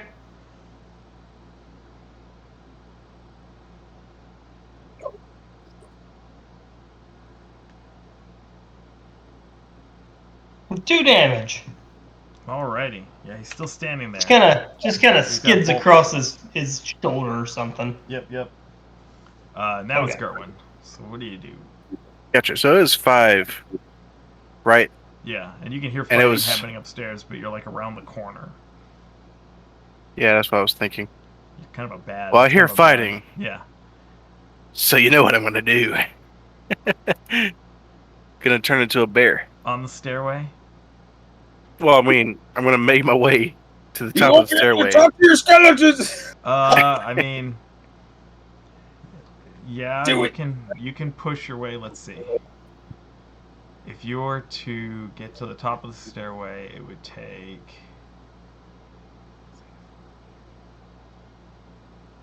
Yep, that's right. And that's It's gonna you. trample us all. It would take 40 feet of movement to get to the upper spot in the stairway where the dead guards are now piled up. And Okay. you can't do anything other than that because I mean you can't. It's 40-foot minimum to get there because you have to push through all your friends. And you probably have to do it before you change. Yeah. I'll see how it plays out. Do you have 40 feet of movement? Yes, I do have 40 feet of movement, Oh, but I'm not gonna nice. do that. Okay, yeah, you can do it if you want to. You can get there. That's how long it'll take. You can get right to the top. There's an open spot there now. So 40 feet, and I can still use an action to attack, Yeah, because you have your movement. Yeah. and I wouldn't be able to change it because there wouldn't be enough room to change. Well, when you Is get to that- the top, you could change, and it would just kind of shove people to the side. Yeah. Okay, cool. I want to go to the top. I'm gonna cast Thorn Whip on the closest one that I can reach with the Thorn Whip, which is 30 feet range, which I'm sure is just like the first one in the line or Well, to the there's one right- side. like if you get up to the top of the stairway, you're basically it's 40 feet, and you're on the landing, and you have like 2 guys in front of you and 1 to the side of you. I get the one to the side. You're gonna do that instead of changing into a bear. Well, Wild Shape's a bonus action. Oh, okay. Yep. I thought you'd wild shape and then attack as the bear. So 12 plus 5, 17. That hits. Sweet. Plus 4 or 4 damage. All right, so you like whip him. It like kind of wraps around his neck, and he's like, and he falls over dead. And now there's a 10-foot space for you to change. I'm gonna Turning on change the it to a corpses bear. of 3 guards. Well, actually, they're dying pretty easy. Yep, there's 2 left. I'm gonna hold off on the wild shape. Okay. That way, in case anybody needs to move through, Okay. there's still You room. have 2 right in front of you, so it's their turn next. That's fine. All right. This so- should be interesting. So you run up and do that, and then they're like, and they both have their spears and shields, and they both go to stab you. Now that you're at It's the top. 18 AC. One of them you just easily dodge out of the way, and the other one, they both are just startled. They just ran up and killed their friend, and they both kind of like clumsily stab at you, and you just kind of like, please, knock it aside. Namira, you now have Gerwin Thunderflow right in front of you. Just whipped one of them to death. You're not in bear form, right? Nope, I saved that because these guys were dying off pretty quickly, or at least Gerwin noticed that. So he's leaving enough room for everybody to be able to make it through. Yeah, and you could actually now make it into the hallway. And you Okay. can go a couple spaces in without getting an attack of opportunity. You could go like go to the spot next to Gerwin and go one more spot over, if you want. Okay. To go. Well, no, I will do that. Technically, you would get an attack of opportunity from the other one that's there. Never mind. So you can go one Well, spot over. I'm gonna take this first guy out and just like use my shield to kind of fake him, and then drive my sword kind of up underneath it. Yeah, to the guy in front of you then. Yeah. Once you move into that spot. Yeah. So 15 to hit. He blocks with his shield. And then I will do nothing because these a bitch. Okay. Borkin, you now can move forward a little bit. Namir's out of the way. Oh wait, actually, sorry, Namir. What does Rhea do? Yeah, I was going to say, what about she's gonna follow up and do kind of the same thing and make. She's gonna draw her sword and make two attacks. She can get to the top of the stairway, or she could move through Gerwin's space and your space, and she'll get an attack of opportunity as she moves through one of those. So she'll move to the top of the stairs and take a shot with her heavy crossbow at the guy in the back. Well, they're both right in front of. One's in front of you, one's in front of Gerwin. So would a shot be at disadvantage? No, just partial cover, so extra AC. Okay, so she'll take a shot. Okay. And she's gonna miss because that's an 8. Yep. So miss 100% of the shots you never take. Yep, exactly. The bolt jams itself up into the ceiling. All right. Alrighty, Borkin. Am I able to get up high enough so I can visually see one of the both of them? Oh yeah, you can see them. All right, so I'm going to cast my Vicious Mockery again on the one in front of Gerwin. Okay. So Wisdom save. You should drop your weapons and run for your life. 18. We're on official duty. He fucker. He's like, kind of looks at you, like, kind of. You do that, and he just kind of goes. No. I'm sending it in the chat. You're sending me something in chat?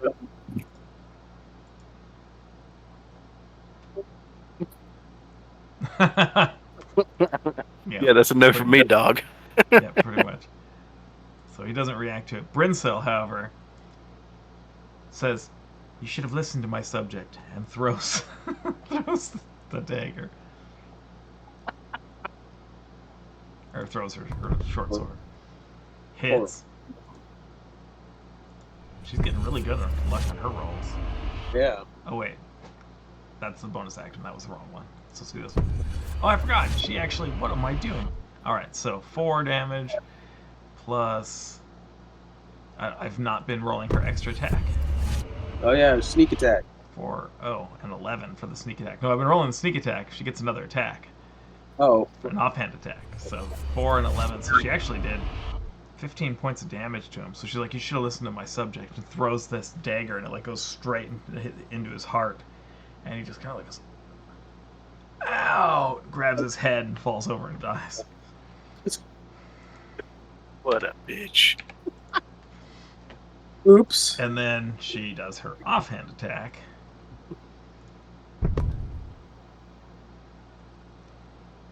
On the other one. Brinsel's tearing him up. And that one misses. So she's like, and the other one kind of goes, ching, goes somewhere else. Just disappears after it. Doesn't make that kind of sound either.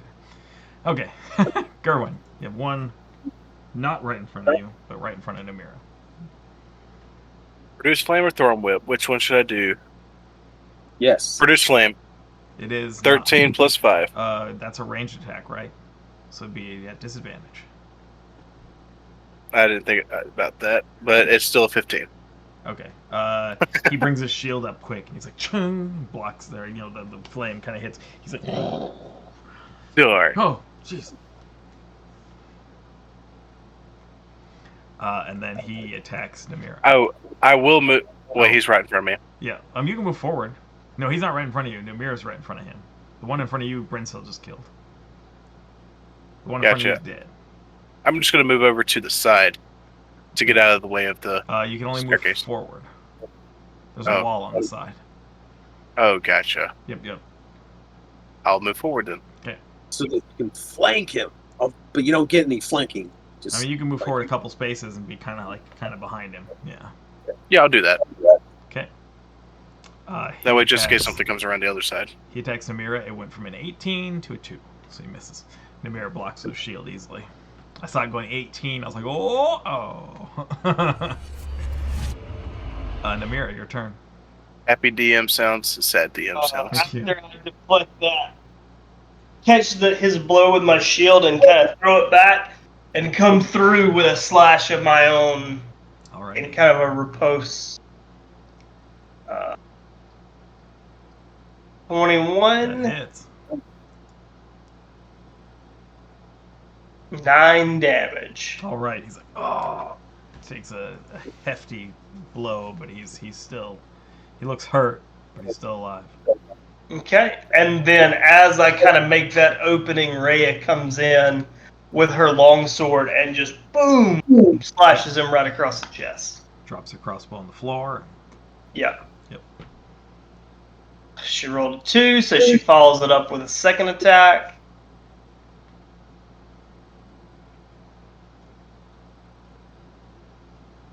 Uh, 15. Nope. He brings up a shield just in time. Blocks that attack as well. Okay, so no damage from her. Yep. Borkin, there's a space you can move forward into now, finally. All right. He steps forward. What kind of armor is he wearing? The person that you're attacking? It looks like a chain shirt and a shield. Okay. He's going to go ahead and Ugly make guy, a make. big bulbous nose. I hate that nose. He goes to attack him with the rapier, and then if that succeeds, then he'll use his horns. Okay. 19 That plus hits. 4 is 23. Roll damage. That's 9 damage from that. All right. Well, how do you finish him? Because you do kill him with that attack, and once again, you're doing the horns on his falling body, or. He just kind of like holds the sword, the rapier in his hands the way you're not supposed to, and just kind of like gouges it in the top of his head, and then rushes with his horns into his neck. Yeah, so you got the sword into the top of his head. He's just like, his eyes roll up and go crossed, and blood starts coming out of his like nose, and he's just like, and then all of a sudden, like, this big minotaur head just hits him in the neck and face, and he just kind of like ragdolls across the hallway and hits the wall. Says that was the most epic way to die. What'd you say, Borkin? You got cut out. Do not stand in the way of the flaming fist, Nice. and or us. All right, so now that you've killed him, you see that this upstairs hallway is there's like lanterns that hang from the rafters in a drafty hall, and you can see that the guards, it looked like there was 5 guards, and one of them was in front of each of the doors in this hallway. There's a door that's immediately at the top of the stairs to the east, and there's a door kind of across the larger landing portion of the hallway to the south. There's another door about 15 feet further down the hallway on the south wall, and then 2 doors on the north wall, one across from that further down door, and then one another 10 feet over on the north wall. Do any of them have like no adult allowed stickers or police tape or anything like that on it? Not as far as you can see, no. No locks on the outside of the doors.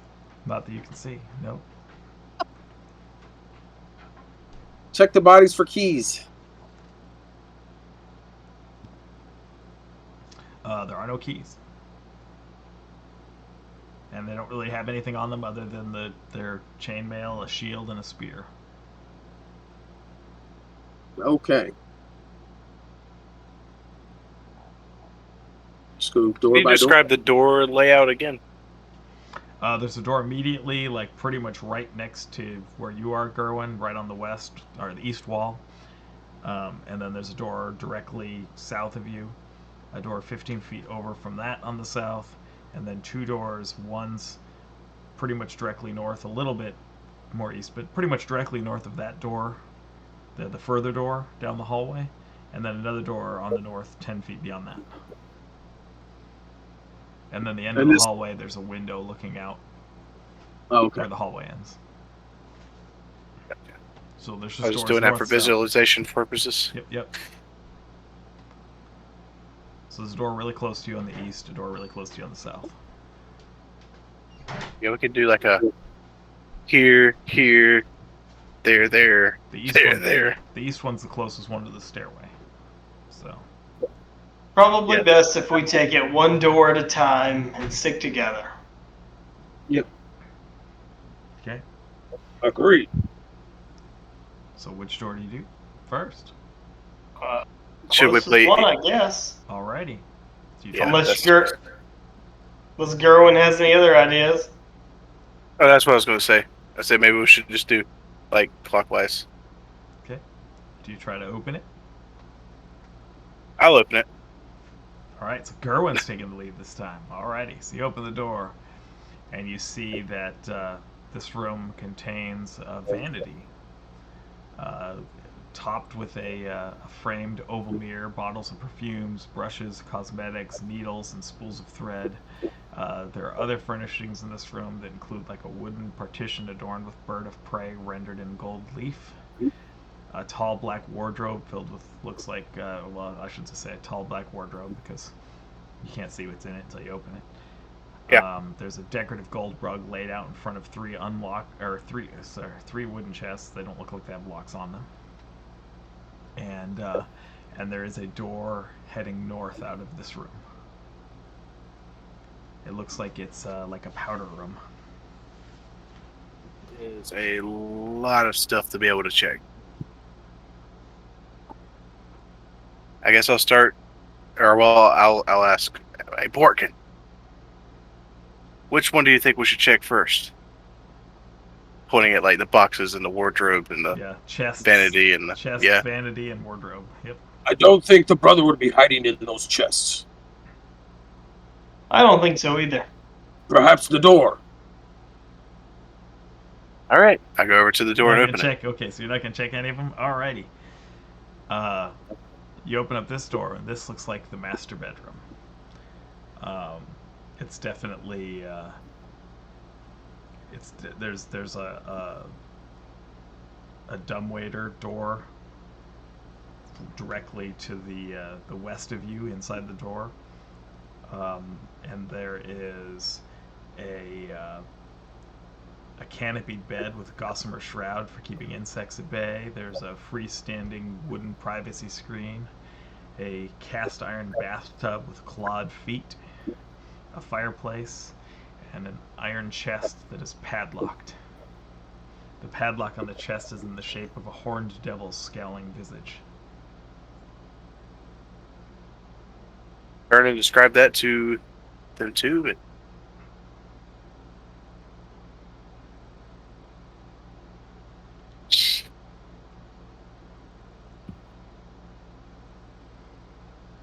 say, what do we do? You want to try to keep looking in here, or just try another room? Does anything in this room stand out? The chest with the padlock in the shape of a horned devil. You know, from anything that I've learned in D&D, I'm going to check under the bed I was gonna say. or under the rug. There's nothing really under the bed. Okay. I'll try to open the chest or get. I guess, friend, do you want to try to open this lock? Yes, I can. She goes over and she's gonna check the lock for traps first. There are definitely no traps. And now she's going to do Dex check with proficiency bonus. Yeah. So she quickly just goes over there and goes and opens up the lock. She's like, "There's no traps." That's good. Was it locked? Yeah, she unlocked it. Okay. Yeah, she picked it really easy. Okay, I'll go open it. Okay. You see, looking down in it, that there are. It looks like there's 3 black covered ledgers down in there.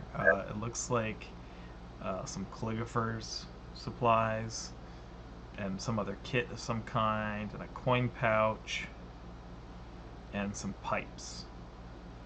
As in like Smoking pipes? pan flute like pipes, Okay. all down Uh, in the.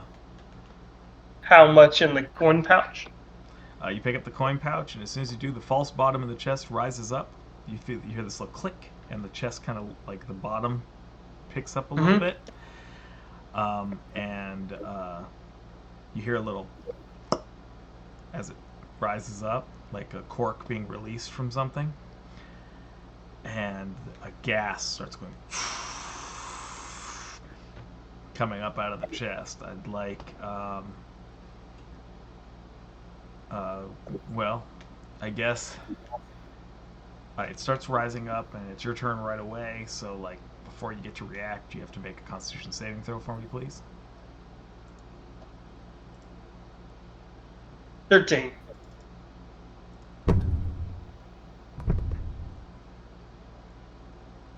Okay.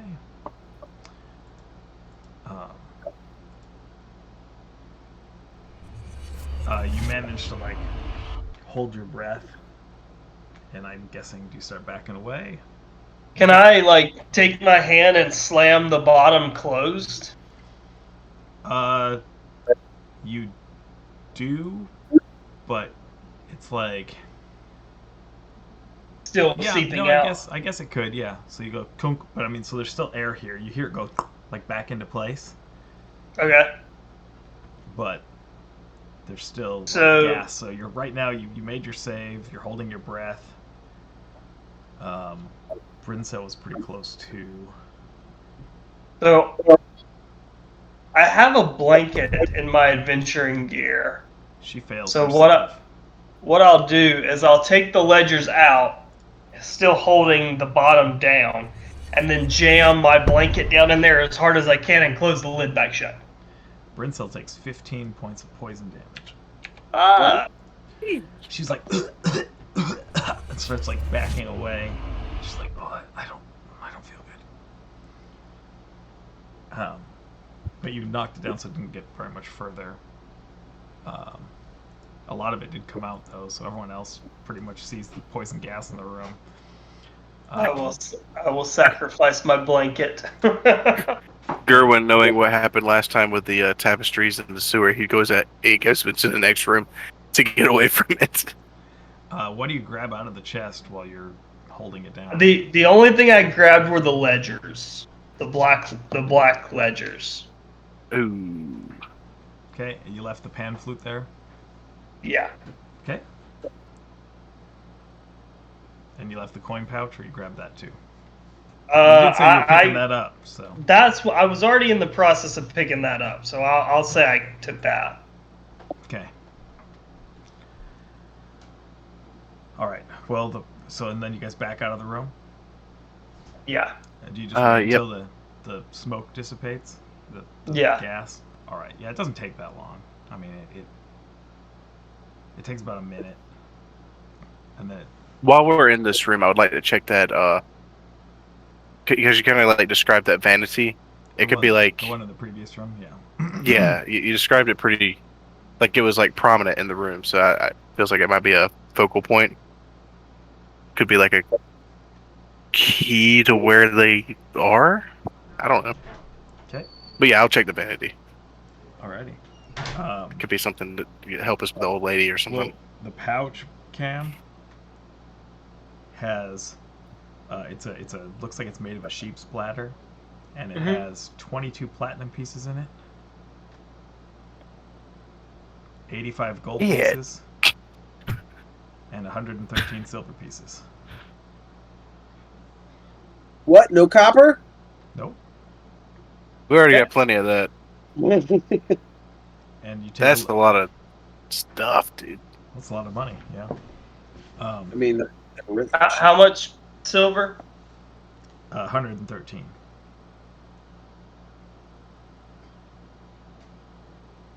Okay. And by the time you're like looking through it and counting the money, the gas is dissipated.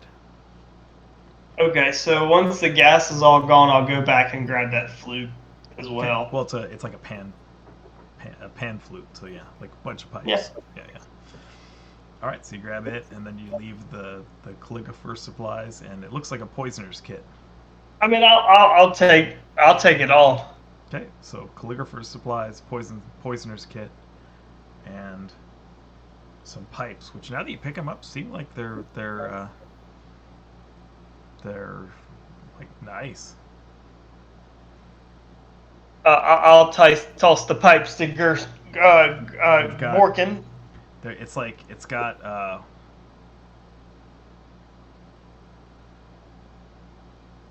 like 16 different length pipes, and like a little wow. leather strap that holds it, and there's like a little rope that's off the edge of the strap that has like a little rat hanging off of it, and then there's like little rat engravings going all the way down the pipe, all the way down the part that you blow out of.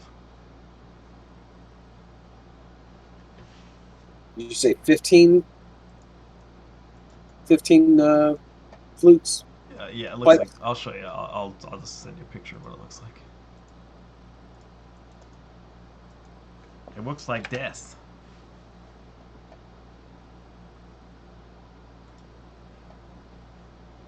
Oh, That looks kind of magical. Yeah, that's pretty cool. Anyway, and then Gerwin, you see. Yeah, I was checking out the vanity. The vanity, yes. It has 6 bottles of fine perfume, and a silver hairbrush inlaid with lapis lazuli.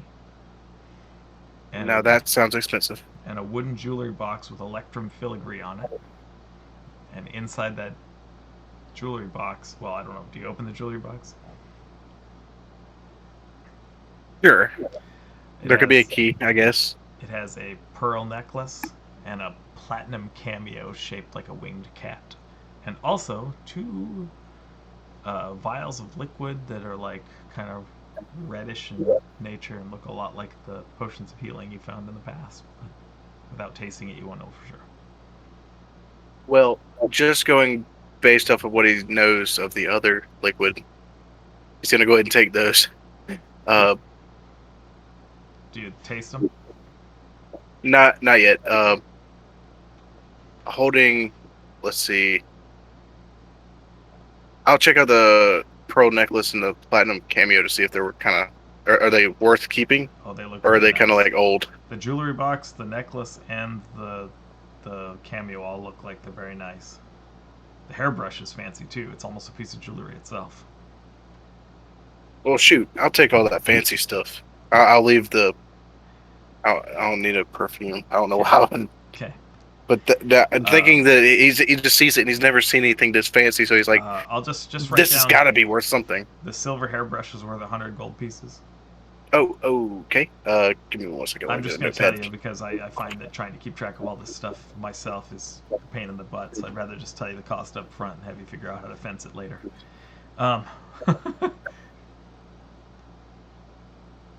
So. Okay, so the silver hairbrush It's worth 100 that gold. had the 150. 100 gold for that. The wooden jewelry box with the electrum filigree is worth 75 gold. The pearl necklace is worth 250 gold. And the platinum cameo is worth 50 gold. You said the pearl necklace was 250. Holy cow! Yeah. Getting some treasure. Feels like I checked the right thing. I was going to check the boxes next, so we can go ahead and look in there. You said it was a platinum cameo. Yeah.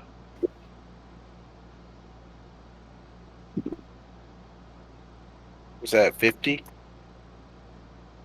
Yep. Okay, I want to make sure before I did that. So I'm going to send this all to Cam so he can write that down. Or have that stored wherever he has it all at. It looks like you've just raided the Duke's bedroom. Oh well. Look, good thing we did that before we leave. Do you check anything else in this room? I was going to check the chest. You said there was 3 chests, like wooden chests. Yeah, I'll check those. Which one do you open first? Right or left? We'll go left to right, like reading the book. Okay. The first one you open up is a chest full of shoes. Oh yeah. Okay, are they nice shoes? Yeah, it looks like shoes that a noble person would wear. Someone with big feet. You're muted, Cam. I said, you see Namira's face light up when those shoes appear. They look like they're with someone that has pretty wide feet. Yeah, those won't fit me. And you open up the next chest, and it looks like it has 3 bridal gowns in it. Did this woman kill all her husbands? And then the third one contains seasonal hats. Or is there any ones that look like Santa Claus hats? No, Darn it. they're all like Is there like nobleman a hats. is there any of them that are like a dark colored like sun hat? Oh yeah, there's definitely Like some. a wide brim sun hat, but like in a darker color, like a navy or Yeah, a purple. absolutely. Okay. Namira takes a hat. Okay, She's gonna put it on her head. go for it. Brinsel's like still kind of coughing a little bit. Oh.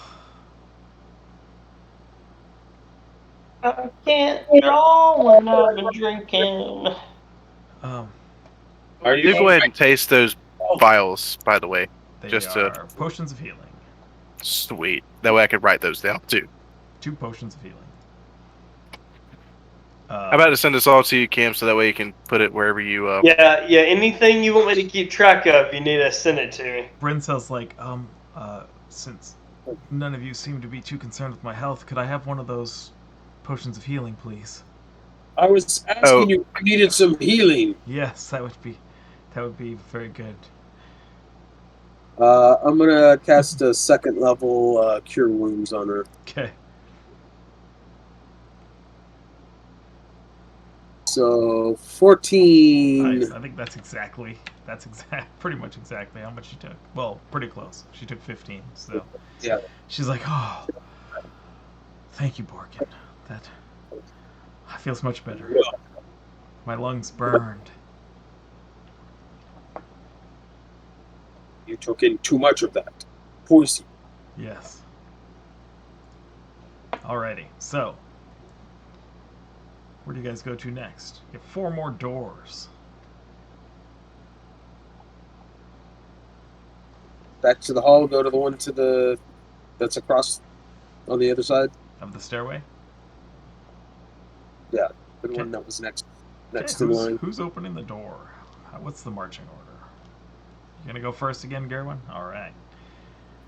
Are your skeletons guarding the hall for us, or They're what just are they doing? hanging out in there right now, I thought. Yeah, they're just kind of hanging out behind everybody. One's holding the... Well, Yeah, wait, Clayton's well, holding are the you- guy. So you just have him taking him with you? Like he's just walking along with you, tied up in ropes? Lock him in the chest with the poison. Because you guys did say, he said he wouldn't do anything, but you're just carrying him with you anyway? Yep. Okay. He looks terrified. So, when you open that door, you see that it's a big balcony, like 20. It's like a 15-foot wide, or it's 20 feet wide, but 15 feet deep balcony with a crenellated stone entrance. You remember seeing it like coming into the house. There's a balcony up ahead. Above you, so it's facing the front of the house, or it's on the front side of the house, and it looks out over the courtyard. But you just opened the door, so you haven't gone out there yet. I'm gonna hold off on going out there just in case. So it's to an open area. Yeah, pretty much, just like a Like I can see like the outside, correct? yeah, and it's got crenellated stone railing, essentially, on the end, towards the end of it. Yeah, I feel like this might be like a deck of some sort, and I feel like those guards outside would see me, so I'm going to hold off. I'm like, hey guys, this is like a balcony of sorts. If you feel like it's a good choice to go outside, be my guest, but I'm going to hold back. Technically, the next door would be the one 5 feet closer on the north wall.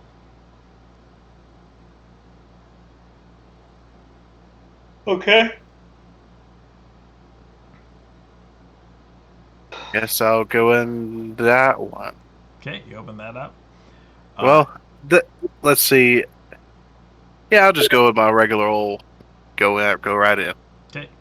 You open up the door and you see it's a dark room that contains a bed, a wooden chest with clawed feet, and a night table.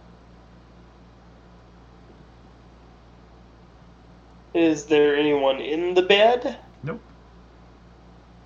Is there anyone under the bed? It's a pretty size. They're all big beds in this house, so it's another nice big bed. But it looks like it's got like the mattress sagged in from somebody that's been sleeping in it.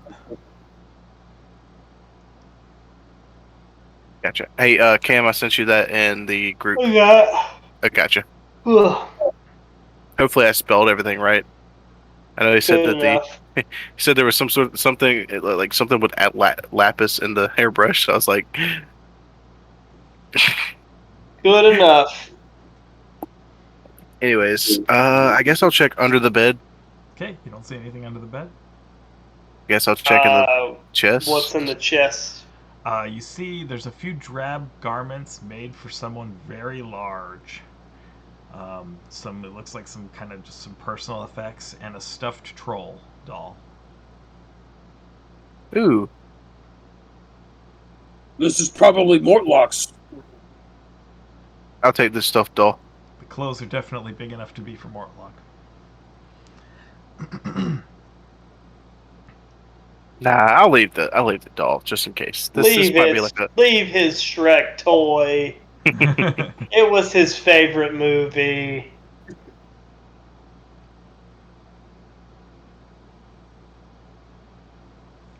Okay. So do you go across the hall to the room to the south? To the next room Yes. then. Why not? Okay. You open up the door, right? You're opening it again. Sure. I'll keep going that way.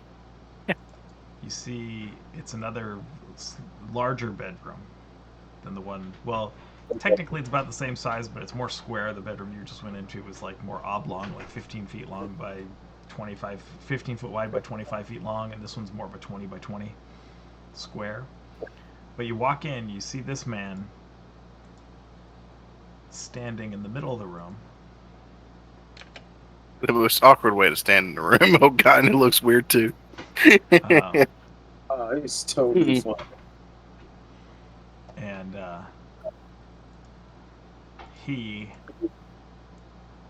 sees you as you open the door and greets you by casting a sacred flame at you. What a bitch. So I'd like you to make a dex saving throw. Cool. That was a 19 plus 2 sound. First high roll of the night. So you kind of dodge out of this wave of this flame, and then he casts something on himself. You see like these kind of like runes in the air kind of like swirl around him, and then he like runs and ducks behind the bed. What the freak? See, like he goes, and then he's just kind of like What? Alright then, he attacked me. Yeah, so I'd like you to roll initiative, I guess. Naturally, I get a 12. So let's see here.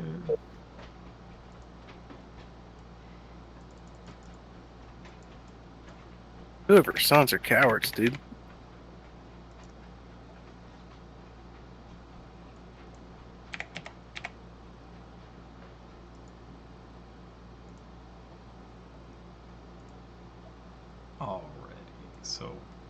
did you roll? I rolled a 12. Oh yeah, I see that now. It always closes it when I open. So 12. Borkin got a 16. Namira got a 12. Wait, no, that was a dex save. What'd you get, Namira? No, 6. You got 6. And Brinsil got a 14. So you're standing in the doorway. He kind of runs and hides behind the bed. And you kind of hear this like flapping sound. Oh crap! But you see him. He's not like he didn't when after he cast that spell at you and cast something on himself. He goes behind the bed and he's not like looking over the edge of the bed. He's like behind it, cowering.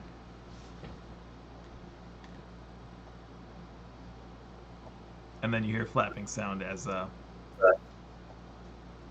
what you can probably assume is something invisible coming to attack you. And it rolls a 16 total. So That missed. So you see this imp appear right in front of you, and you like dodge quickly out of the way. You see Thirstwell's hiding behind the bed, and he like kind of peeks up and goes, casts a sacred flame on you again. What a punk! 16. 16. So yeah, so you once again dodge it, and then he just kind of goes back to hiding behind the bed. Borkin, you see all this this flaming stuff happening in front of you. Can I get into the room? No, because the imp's blocking the space. Can I see the imp? Yes, you can now. Alright, so I'm gonna cast Vicious Mockery upon it. Alrighty. Wisdom Cease saving this throw. treatment! You will perish! Wisdom save. Roll a 20.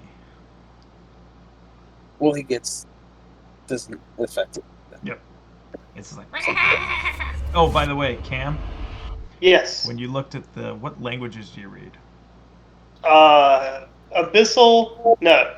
Celestial, Infernal, and Elvish. Oh, well then you can read this book. It is in Infernal. Those ledgers are all in Infernal. And Okay. they seem to detail business dealings. Okay. I just wanted to put that out there. Jot that down. Yeah, no. Definitely. So, do you do anything else, Borkin? Yeah, if I can't move into the room now, I'll just stay there, I guess. Okay, Brincel kind of flies up above Gerwin's head in the room, like flies into the room and flies above him. Queen. And shoots at the imp. Or, throws her dagger at the. Well, now now she can just attack him because she's close enough.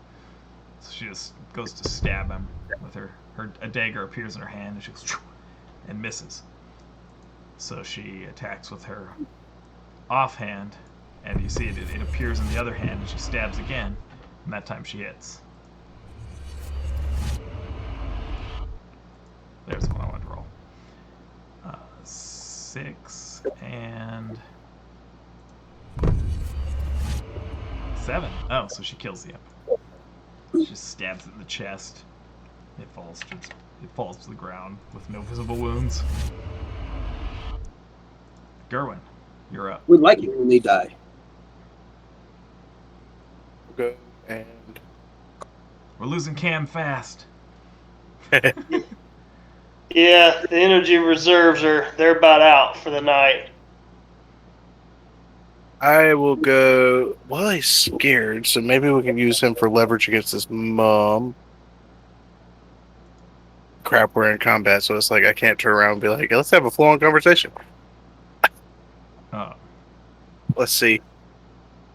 You can intimidate him into surrender. I'm going to cast Entangle on him.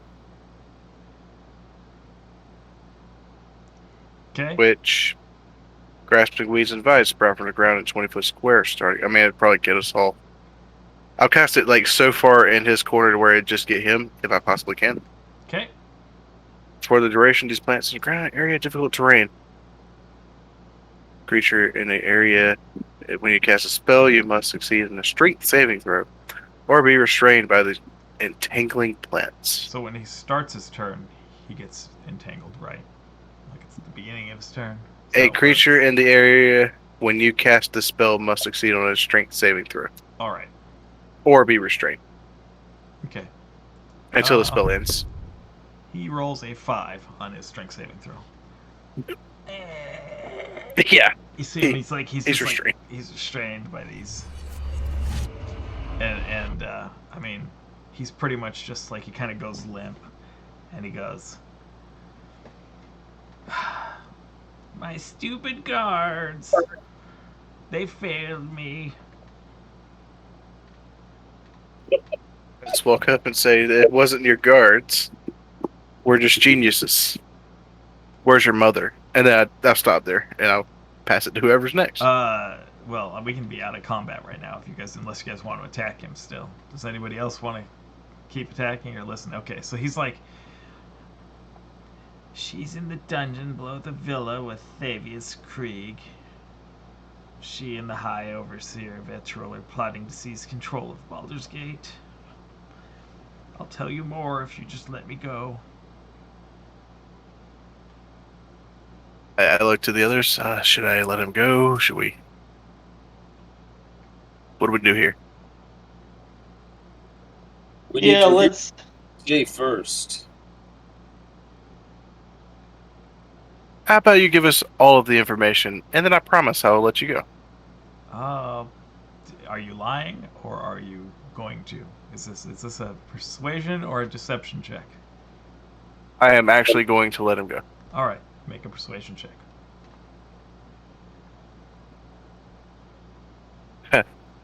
13. That was with a -1. Okay, he goes, okay. Me and my brothers recently stole the shield of Hidden Lord from the crypt underneath the city. A powerful devil named Gargoth is trapped in the shield. He has vowed to help us conquer Baldur's Gate, if released. And Thavius Krieg is confident that he can devise a way to release Gargoth from the shield. He arrived in the city a few days ago with this puzzle box that he's holding in his hand now. You see he's holding this really fancy puzzle box in his hand. The Duke insisted that Thavius let the family safeguard the inn while he studies the shield. And you see he's holding this puzzle box to his chest. Can I go now? I released the entangle because I promised that I would. Okay, you're gonna let him go? Well, let me ask one question. Was that all the information you know? Yes. I let go of the entangle. He's walking out with this fancy puzzle box in his hand. I see. I don't know if I should feel morally bad about this, but I kind of want to kill him. Now that we got the information. I kind of stand in the way at the doorway because I'm a pretty fat dude. Okay. You said you'd let me go. I know. Let me ask. I looked at Bork and I said, "What do we do? We were supposed to." I'm conflicted here. I don't know what to do. I've not been around this situation before. Were you in league with and hiring those cultists of the three dead gods, Yes. bringing them and empowering them? Yes. And what is that box for? It was given to us, and I've been unable to open it.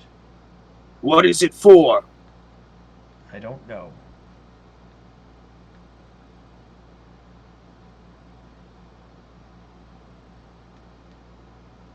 We have been charged with destroying all who are associated with the three dead gods.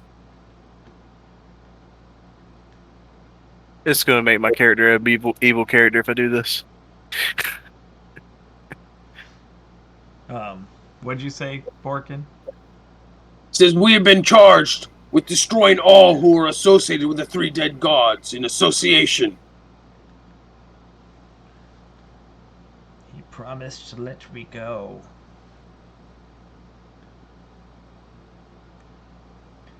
Brinsel I made goes, "You'll hand over that box, though, or I have no promises to keep." And he kind of looks at her and goes, "Very well." And he hands it to her. Is it already got flame set up and ready to go? The box? You said, was it a? Never mind.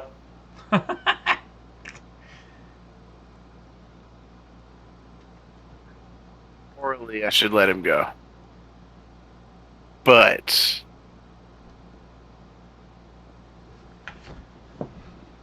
You know these people aren't nice people. Yeah. okay, as soon as he hands over the, But you did make a promise. So this that's moral, the thing. I should. So this moral dilemma is on you and you alone. It's on me, and I just looked at everybody else. I'm like, is no one else gonna kill this guy?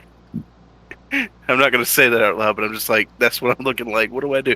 Oh, Okay. I hold on a promised to let second. him go, but my skeletons didn't. You hear a voice in your head. What are you waiting for? Are you going to let him go, or what should we do? Brinsel uses her psionic whispers in your head. Oh, gotcha. I talked back to her. I say, well, I promised to let him go, so morally, I have to let him go.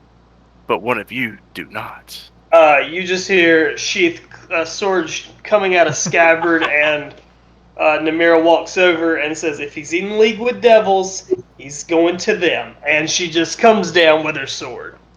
Make an attack roll. He just kind of goes, "Ah!" At disadvantage, please. Well, I rolled a natural 1.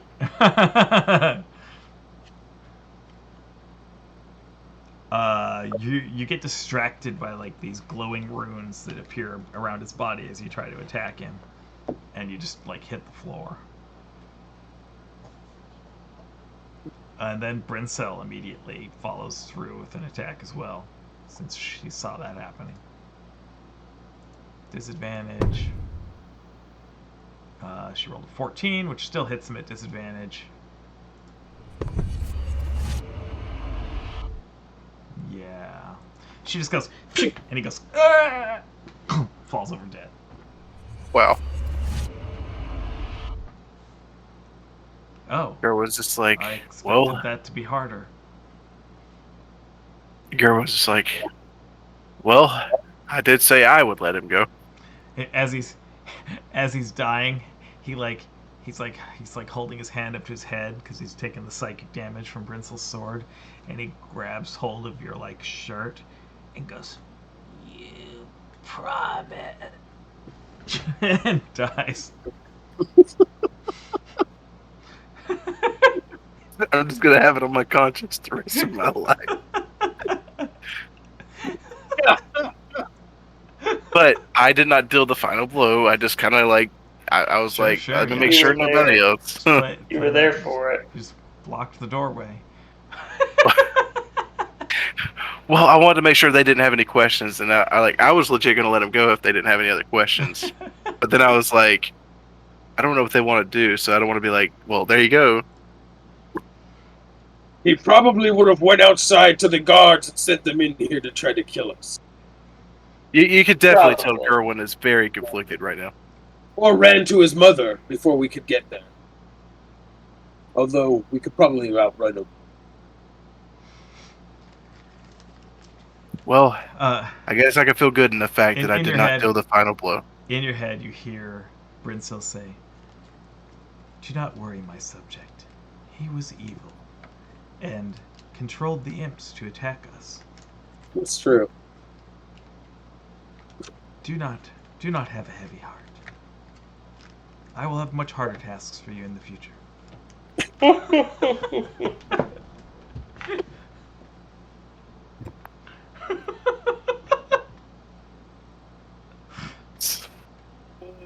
It's just like, okay, You're like, I'm not even gonna question it. You feel a big hand on your shoulder that says, Gerwin! You are Gerwin Thunderflow! You have done well. You kept him from running or lying to us. Now we can finish the task at hand. There's one more room upstairs, or one more door anyway. I guess we'll go through that door. You go in there, trying to clear your head of the horrible murder you just helped commit. And I walk away, yeah. Just like slumped over, like, damn. this poor, frail, super weak person. Yes. Anyway, Did he have anything else on him? a key that looks like it goes to a chest that's in the corner. Okay, I'll go open that chest real quick. Okay. It looks like a jumble of like wrinkled garments, some red wax candles, quills, blank sheets of parchment, jars of ink, and it also holds an unlocked wooden coffer containing 73 gold, 120 silver pieces, Damn. a like reddish sparkly potion.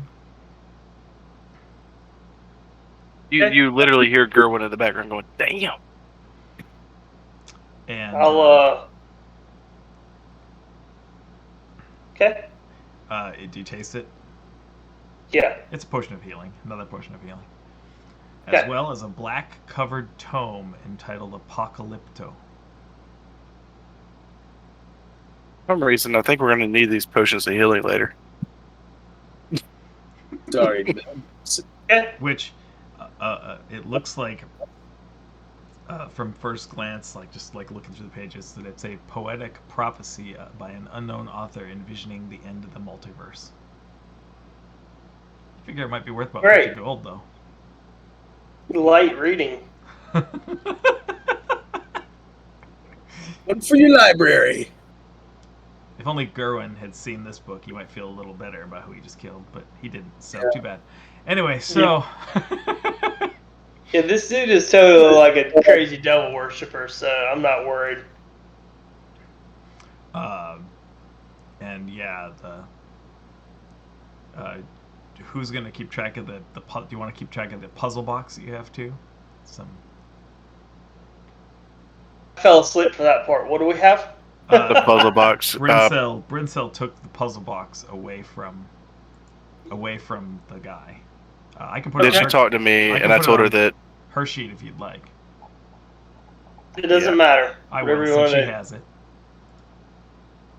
yeah, she asked what I was doing, and I was like, well, I told him I'd let him go, but I was making sure you guys didn't want to do anything else, and then y'all attacked him. Okay. She puts it in her backpack, which, with how small she is, pretty much fills up the whole backpack. Nice. She really could benefit from a bag of holding. Yeah. All right. So, and while you guys are doing this, Gerwin walks to the bedroom by himself, in deep thought of the weak, pitiful person that they just horribly murdered in front of him. And After he was finally feeling like he was doing the right thing for not ripping a head off. And then you walk in, you open this room, and it's a tastefully appointed room that contains a bed, a side table, a claw-footed iron bathtub, a fireplace. Oh, there's a fireplace in the room you were just in, too, by the way. And an iron-banded wooden chest. There's also a 3-foot wide, 6-foot tall mirror mounted on the east wall opposite the fireplace. And the mirror's varnished wood frame is carved with images of rats, ravens, and spiders. That must be the other person. Yeah, I'm just gonna open the chest. Okay. You see some neatly folded and tailored apparel to fit a slender, sleazy noble that looks just like one you killed in the tavern. Looks like it would be clothes that would fit him. And there's a jewelry box carved from bone. I'm gonna open that jewelry box. The box, by the way, is probably worth about 10 gold. This tiny box contains a gold signet ring bearing the Vanthamfur motto that says "Stone hearts never bleed." That's some Game of Thrones shit right there. Really? It's awesome. And the gold signet ring is probably worth about 5 gold. So I'd take both of those. Do you already have those written down? I do. Namira? Cool. It's Okay. pretty cool. I might keep that little jewelry box though. That's made out of bone. That's pretty sick. Human bone. Human bone. Alrighty, so that's the upstairs. Do you want to stop here for the night in the upstairs to? Well, I think that would be a good idea. Oh wait, Yep. sorry, there was one extra room I forgot to tell you about. There was a door heading south in the powder room. I totally missed it. Well, I'll go check that out. Okay.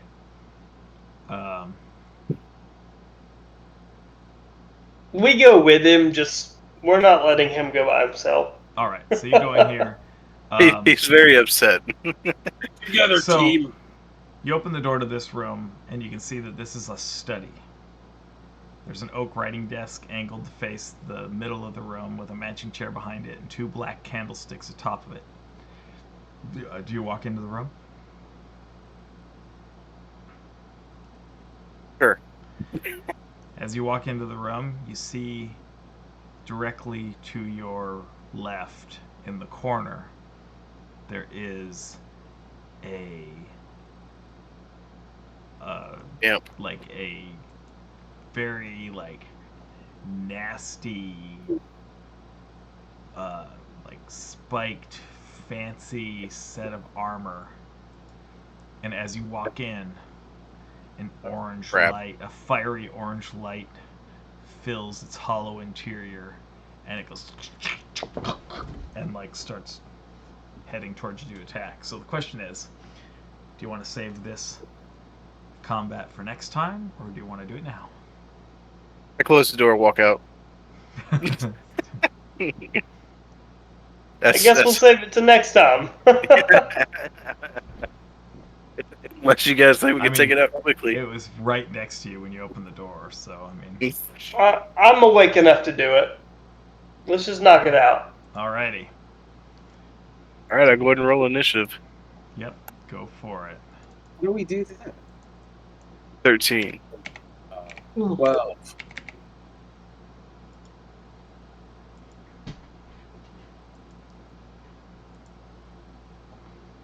Alrighty, so dang it, it keeps going away when I click on things. Alright. So Gerwin got a 13. Namira got a 15. And an armor got a 1. And At least that's what I'm assuming it is. Farmer got a natural 20. Orkin got a 12. And Princess It would make sense because it's like hiding. So Brinzel got a 5. Oh. Alright, so it gets the jump on you and attacks you first. naturally. Yep. So it has this wicked barbed long sword it goes to attack you with. We found the actual boss of the dungeon. Alright. Natural 19, so 25 to hit. Oh shit. Let me get ready to write this damage down. It does 11 points of slashing damage to you. And then it attacks again. Ouch! A natural 19 again. And another 8 points of slashing damage. So you take 19 points of slashing damage in those 2 attacks. It just goes as this fiery hell flame is bubbling up within its innards.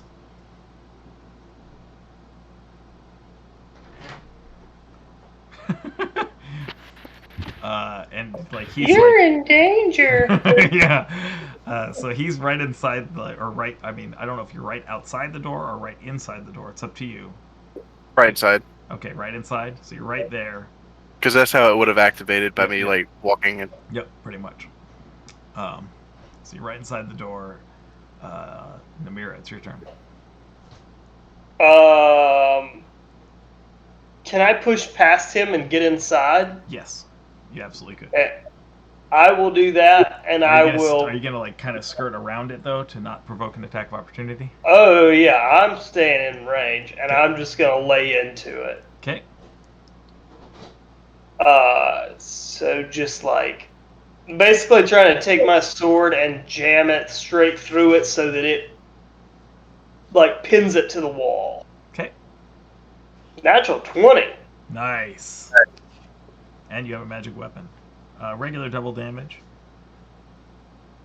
That's interesting.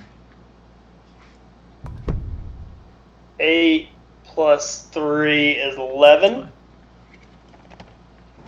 11 damage. Okay. Yes.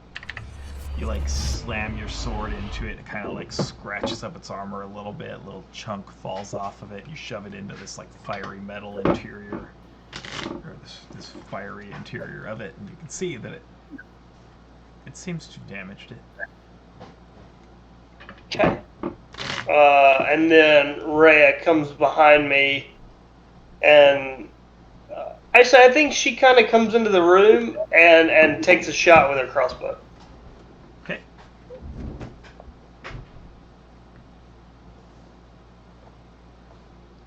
+1, so 19 to hit. She goes where?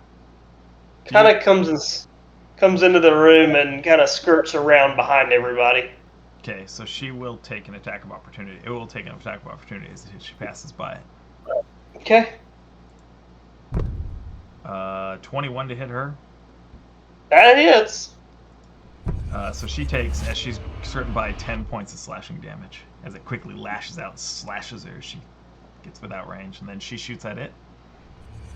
Yeah, so she rolled a 19 to hit.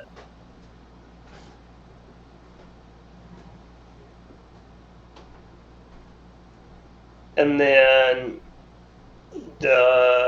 sorry, I had to take off my HP.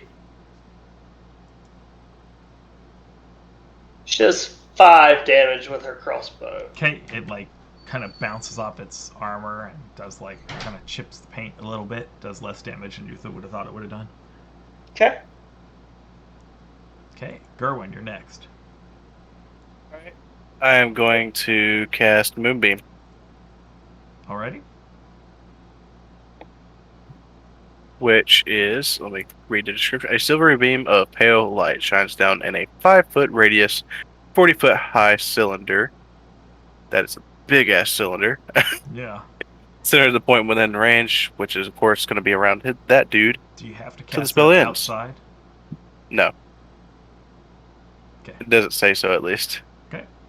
When a creature enters the spell's area for the first time, which means if I cast it on them, still. So it's a 5-foot radius, so it's 10 foot wide. So you just kind of like have it sticking out of the wall, so it only hits him. Yeah. Okay. And it's engulfed in ghostly flames. It takes 2d10 radiant damage on a failed save, or half as much on a successful one. Okay. Well, let's keep track of that for when it's his turn, because it's when it enters it. So. Yep, it's con 13. So hopefully. Is that the end of your turn? You still have a bonus action? Bonus action, I'm turning into a brown bear. Okay. And I'm backing away so I can keep my concentration. Alright, so you do back away. Well, it already took its attack of opportunity, so you're good. Well, I have, I didn't make an attack against it, so yeah. Or a melee attack. So let me use that wild shape. There we go. Alright, cool.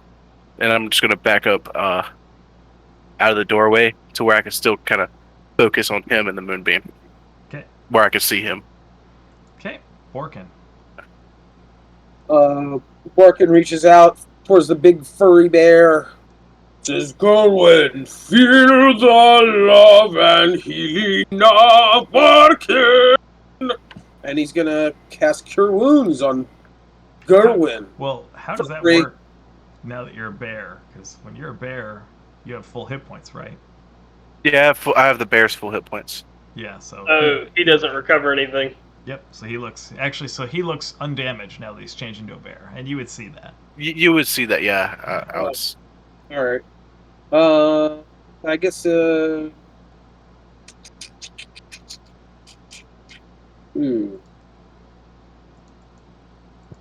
Okay. He's still outside the door, so I can't see the armor, or can I? You can walk in the door Okay. because Oh, Gerwin moved back, so he's back in the corner, taking up a 10 by 10 space in the corner. okay. But Holding if out I his move, bear claw, concentrating. okay. Uh, He's Winnie the Pooh eating out of a honey jar, just watching the moonbeam. so can I move in and then move back out since he's already done his attack of opportunity and like cast vicious mockery on him and then step back out? Well, it's a range, so you wouldn't have to even do that. You could just look in the doorway, like you could just move. Okay, I'll do that. You can see him. You're like, He what's up, just looks boss? around the corner. Your mother's a bitch. Yeah. The armor will crumble out from under you, and you shall be destroyed. Your mama's so fat. Three. Wisdom what's- saving throw. Yeah. 15. So It doesn't nothing. seem to even look at you. It's just kind of like Like focus. it's like if mockeries are puny. All right. Okay. Brinsil kind of like hovers above your head and throws one of her ethereal, like her psychic daggers, or short swords, into the room.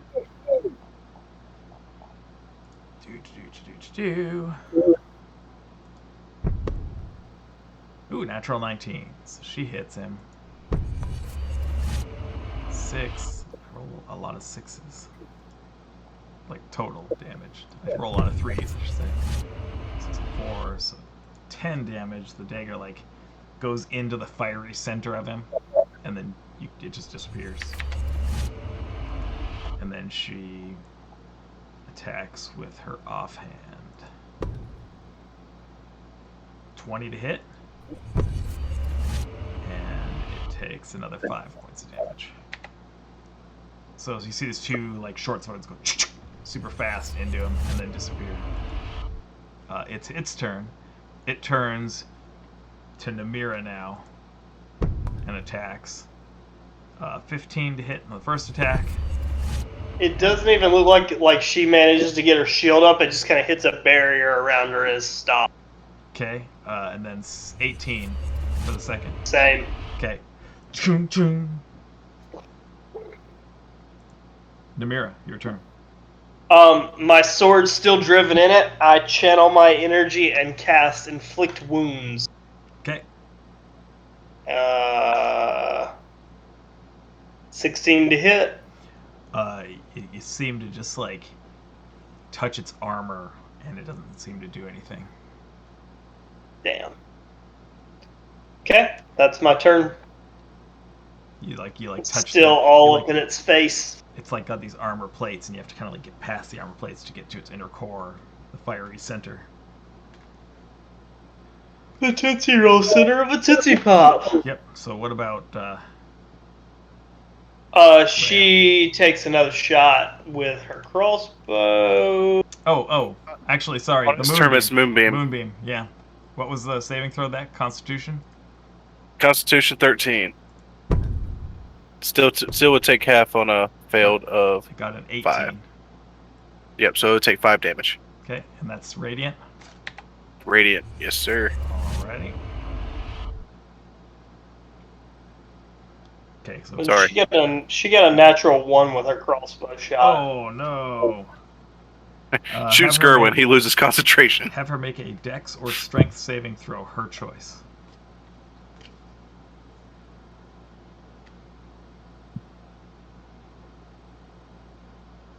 I'm gonna say strength. Okay. So 22. All right. So it like jerks in her hand, and she wasn't expecting it. She almost drops it, but she doesn't. Okay.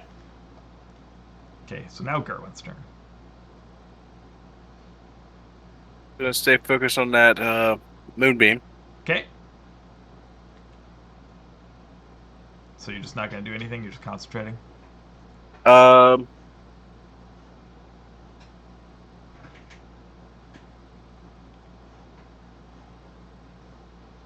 I could try to attack it, but then it's really risky, especially since I'm just going to focus. Yep. Okay. Borkin. He stand back in there, so that space where he was in was still available. Yep. All right, so let's see. Borkin is gonna step forward and make an attack with his rapier, and let's see. It's gonna be.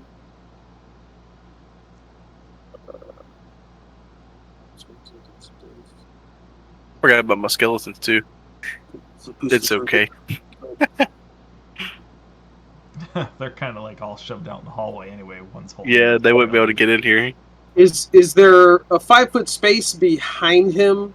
Oh well, no, never mind. I don't want to do that. Never mind. There is, so you could move Yeah. around him and get behind him.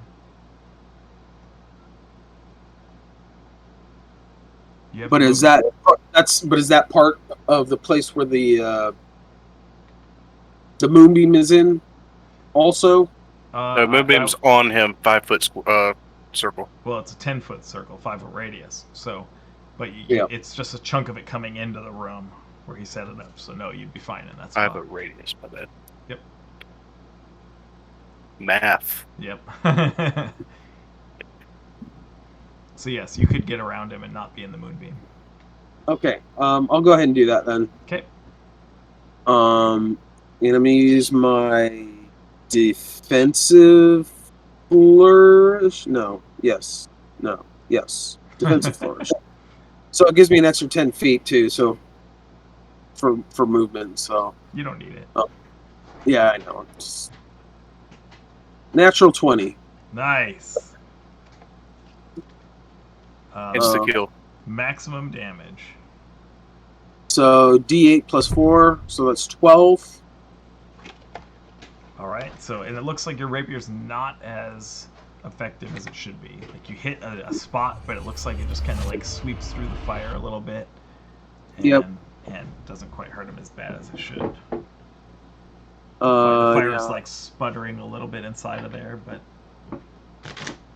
he still looks pretty good. Is that the end of your turn? Yeah. Okay. Brinsel I'll be right. throws her sword again. Or no. Yeah, she throws her sword again. Natural 18, so she hits the first attack. 8. And sneak attack. 8, 16 points of damage. So it's like, you see it kind of go, like the flame like flickers inside its mask. And then she tosses her secondary. And with an 11, it like just brings its shield up and like the psychic blade stops. It's a gif of what this fight's turning out to be for Gerwin. Since it didn't like not hitting Namira, it turns to attack Borkin. So I gotta tell him when he gets back. Moonbeam damage. 12. Oh yeah, 2. Or no, I've got to roll the saving throw again, right? Or wait, no. Saving Yeah. saving throw to see if it takes full or half. It's Constitution or Dex, I can't remember, or Wisdom. Constitution. Constitution. Probably gonna take half. It gets advantage on saving throws. Natural 20. Yeah, so it's half of 11, which would be 5. Oh well, it. Okay, so here's what you see, Borkin. The thing like turns, looks at you, and winds up to attack you, and then you see the moonbeam burning its insides, and it goes falls apart just as it's about to attack you. Good. Thank you. Wait, I killed it? Yep. Sweet! Like, Gerwin turns back to human form. He's like, yeah, bitch! Then he casts Cure Wounds on himself. Which is funny. Yep. Porkin's eyes are kind of wide. And, oh, That was actually a helmed horror that you killed. Oh shit! Yeah, Oh shit! That's worse than an enemy armor. AC 20. You guys were rolling really well. So you never got to Yep. go like AC 18, miss. What? It was either way low or way high. So How to make Yeah. a player shit their pants. yep. Yep. So anyway, I rolled you a see that- 19. You see that. Oh, interesting. Why is he in the powder room? There is an iron wrought staircase that leads up from here too. In this room, that you can see. Gerwin's gonna close and lock this door to sit down. And a bunch of books. Like lots of books. Like it looks like hundreds of books in this room.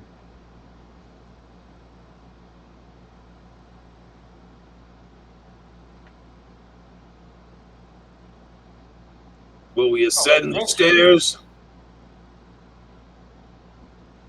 Find out next time on Dragon Ball Z. Dragon Balls. Who's got dragons and who's got balls? Yes. I'll tell you who. Gerwin Thunderflow. The man the story is all about. So you guys shut the What's door. it supposed to be?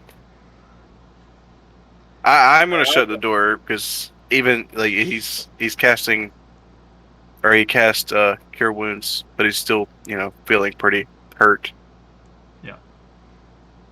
All right, so you do that. You finished this helmed horror. There's a stairway going up. Are you gonna wait until next time to check that out? Yeah, I think so. Because if we keep going, we're just gonna keep going and going and going. You do remember At the risk of another helmed horror. Yeah. And you do remember that on the outside of this house there was a tower, and it looks like this is probably the tower that you're in. The tower, Rapunzel, Rapunzel. So, This is where all the treasure is. In the very top of the building, not in the basement. That's where all the Where the totally boss not a boss dungeon. is. Well, you've already found a lot of treasure. Yeah. I will say that if you check out those pipes while you're in this room, because you said you were gonna just kind of. Well, no, actually, are you guys? No, we'll deal with that later because I don't know if you're gonna take a rest or something in this room or not. So, never mind. Yeah, I was just doing that just in case. So, yes, we'll figure out. I don't know, this week or next Monday or this weekend or at some point, sometime, we'll find out what you guys do next. It seems we've regularly been playing on Monday nights around 10 Eastern is when we usually meet. So we'll probably be back next Monday for sure, unless something happens. Other than that, sometimes we impromptu continue on. So if you want to find out, follow us, and we'll see you guys. We'll start posting on Instagram and Twitter again when we start to play. Just maybe, yeah. Yeah, we should be doing that. But Our advertisement is just a bear breathing fire. yep. You wish. You haven't breath fire in a while. It's a bit- That was pretty dope, though. It was pretty awesome. But anyway, so find out what our adventures do next time on, I don't know, Gerwin Thunderflow's Epic's Tale.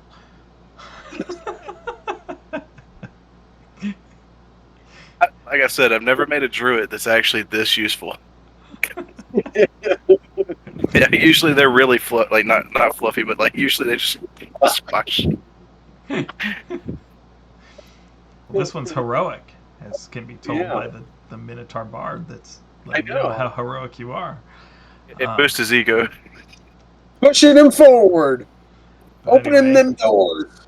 I hope you guys had fun watching. Stay safe out there, and we'll see you next time. Sounds good. Bye. So, you all want to say bye too? I Bye. can say bye. Ah. Bye. We stick. Yeah.